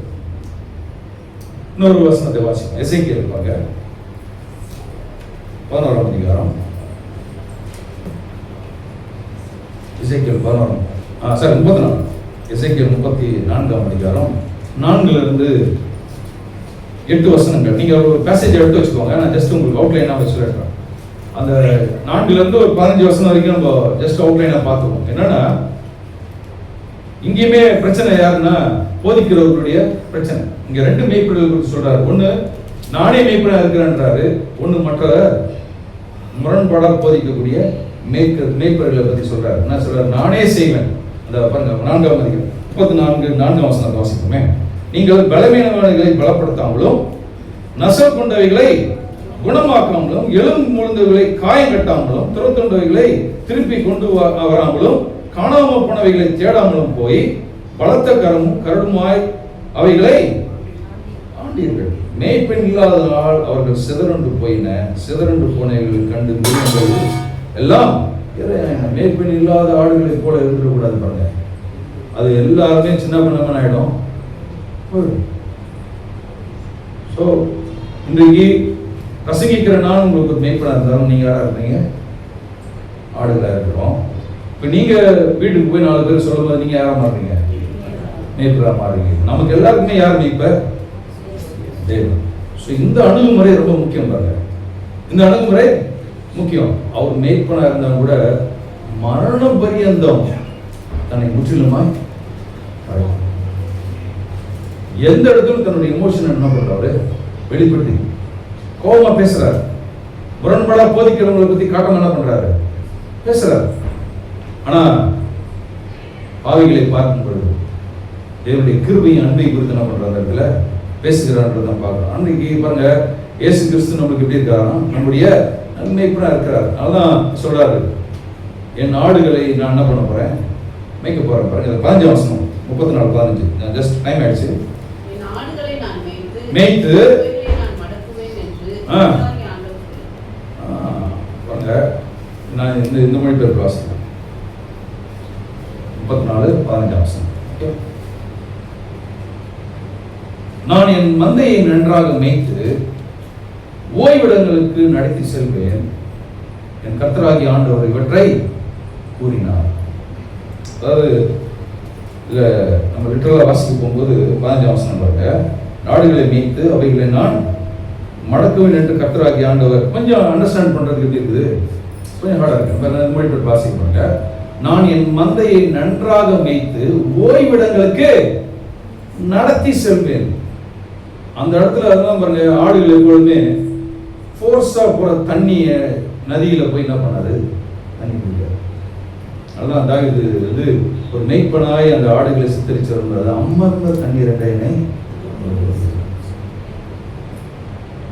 தேவன் கொண்டு போற, நம்ம அவருடைய வழி கொண்டு போறது எல்லாமே என்னது, லைட் அண்ட் ஈஸியா தான் இருக்கும் பாருங்க. எல்லாருக்கும் பிரச்சனை இருக்கும், நம்மளுக்கு அந்த இடத்துல என்ன இருக்கும்.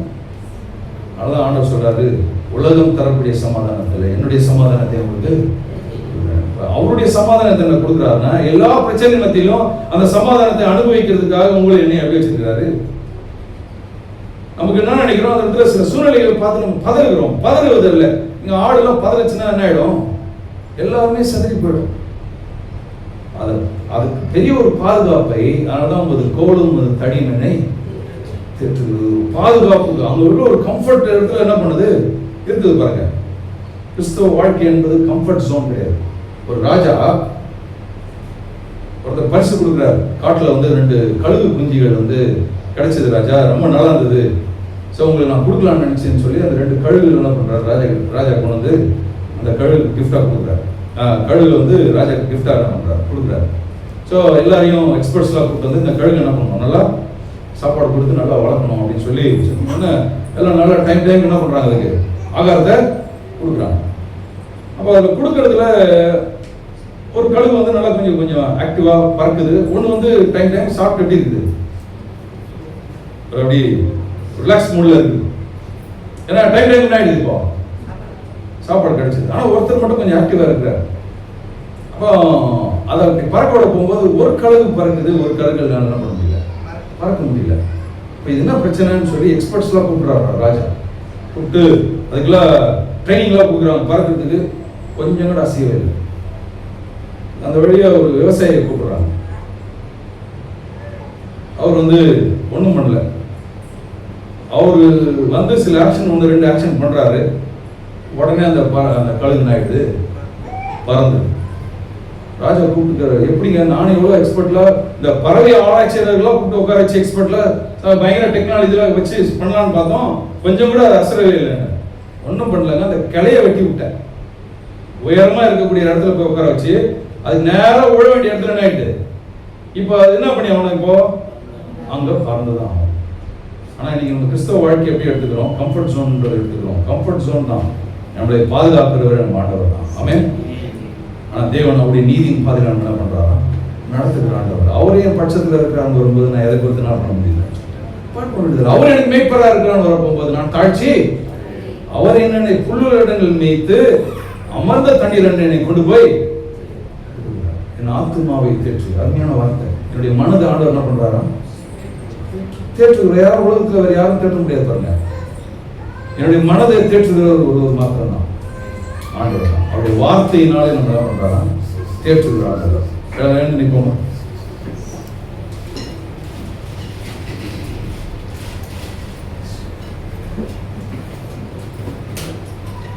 ஆடு மேய்க்குது, மேய்ச்சல்ல கொண்டு போய் ஆடை விட்டாரு. இப்ப நம்ம என்ன பண்ணிருக்கோம், இப்ப மேய்ச்சிருக்கோம், கரெக்ட் தானே? அப்படி வார்த்தை என்ன பண்ணிருக்கீங்கப்பா. ஆடுகளுடைய ஒரு வழக்கம் என்னன்னா, நல்ல ஒரு இடத்துல போய் 2-3 மணி நேரம் நல்லா என்ன பண்ணுவோம், நல்லா சாப்பிட்டுட்டு போய் ரிலாக்ஸ்டா உட்காந்து என்ன பண்ணுவோம், இப்ப நல்லா சாப்பிட்டு நம்ம என்ன பண்ணக்கூடாது, இந்த வாசனத்தை இந்த வார்த்தைகள் என்ன பண்ணிப்போம், இந்த வாரம் முழுவதுமே அசர் போடணும். திரும்ப அதை என்ன பண்ணணும், ரீகலெக்ட் பண்ணணும். அந்த வார்த்தைகளை நீங்க ரீகலெக்ட் பண்ணுவதற்கு நீங்க மோட் ஆகிறீங்கன்னா, அதனால தான் பாருங்க சங்கீதக்காரன் அழகா முதல் சங்கீதம் தெரிஞ்சதை பாருங்க, எல்லாம் சேர்ந்து அந்த சங்கீதத்தை மொத்தம் வாசிப்போமா.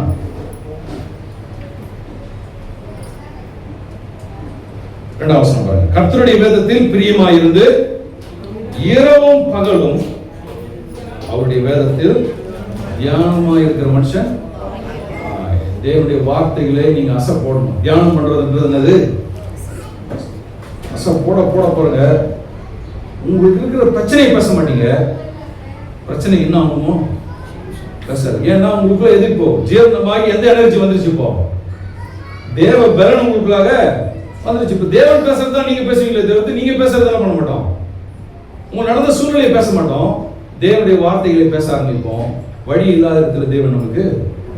அப்ப அடுத்த வசனம் சொல்லுது, அவன் நீர்க்காலில் ஓரமாக நடப்பட்டு தன் காலத்தில் தன் கனியை தந்து இலை உதிராது இருக்கிற. எனக்கு இந்த வசனம் இந்த வார்த்தை ரொம்ப பிடிக்குது. அவன் செய்வதெல்லாம். நம்ம செய்யறதெல்லாம் வாய்க்கணும்னா என்ன பண்ணணும்? கேட்ட அந்த வார்த்தைகள் அவர் மெய்ப்பன தேவன் எனக்கு மெய்ப்பன இருக்கிறார். அவர் தான் எனக்கு எல்லாத்தையும் போதித்து நடத்துகிற ஆண்டவர். வேற வசனம் நமக்கு பேர்பட்ட காரியங்களை கற்றுக் கொடுக்குது என்பதில் வந்துட்டோம்னா நம்ம வாழ்வு யாரை மையப்படுத்துவோம்? தேவன் மையப்படுத்தும். கண்கள் கூடி முடிச்சோம். நல்ல ஆண்டவரே, அருமையான நல்ல நாளுக்காக நடி செலுத்துகிறோம். எங்களுடைய ஆவிக்குரிய வாழ்வை குறித்து வேத வசனம் ரொம்ப தெளிவாய் கற்றுக் கொடுக்குது. அந்த வாழ்விலே நாங்கள் எப்படி வாழ வேண்டும், எப்படி தேவனுடைய வார்த்தையின் மேல் கட்டப்பட்ட ஒரு வாழ்வை வாழ வேண்டும், என் வாழ்க்கையில் தேவனுடைய சித்தத்தையும் நோக்கத்தையும் அப்படி விருப்பத்தையும் எப்படி செயல்படுத்த வேண்டும் என்றதை குறித்து இன்றைக்கு நாம் கற்றுக்கொண்டிருக்கிறோம். இது ஒரு நாள் எங்களை ஆவிக்குரிய மனசோர்வுக்குள்ளாக எங்களை கொண்டு செல்லாது. என்றால் தேவன் அறிகிற அறிவு கர்த்தர் எங்களுக்கு என்னவா இருக்கிறார்? ஒரு மேய்ப்பராயிருந்து நாங்கள் அவர்களுக்கு ஆடுகளாயிருந்து அந்த மேய்ப்பராயிருந்து எங்களை எல்லா இக்கட்டிலிருந்தோம் அந்த மரண இருளின் பள்ளத்தாக்கில் நாங்கள் நடந்தாலும் பொல்லாப்புக்கு நாங்கள் பயப்படுவோம். ஏனென்றால் தேவரீர் எங்களோடு கூடியிருக்கிற ஆண்டவர், இதுவரைக்கும் நடத்தின ஆண்டவர், இனிமேல் எங்களை நடத்த போகிறீர். நான் உன்னை விட்டு விலகுவதும் இல்லை, உன்னை கைவிடுவோம் என்று கர்த்தர் சொல்லியிருக்கிறீர். இந்த வார்த்தைகளுக்காக நன்றி செலுத்துகிறோம். இன்றைக்கு வந்ததுனால தேவன் இந்த வார்த்தையின் மூலமே எங்களுடைய உள்ளங்கள்ல எங்களை சீர்பொருந்தம் பண்ணினீர். தேவனுக்கு நேராக எங்களை கர்த்தர் வைத்து நாங்கள் மனிதர்களுக்கு துன்பதாக போகிறவர்கள் அல்ல, தேவனுடைய வார்த்தையை சார்ந்தவர்களாக நாங்கள் இருக்க பொழுது எங்களை உங்களுடைய நீதியின் பாதையை கர்த்தர் நடத்துகிறார். உமக்கு எல்லா துதியும் காண இருக்கிறோம். நாம் பேசி நாமத்தினால் ஜெபிக்கிறோம். எங்கள் ஜீவனுள்ள எங்கள் பரலோக பிதாவே. ஆமென்.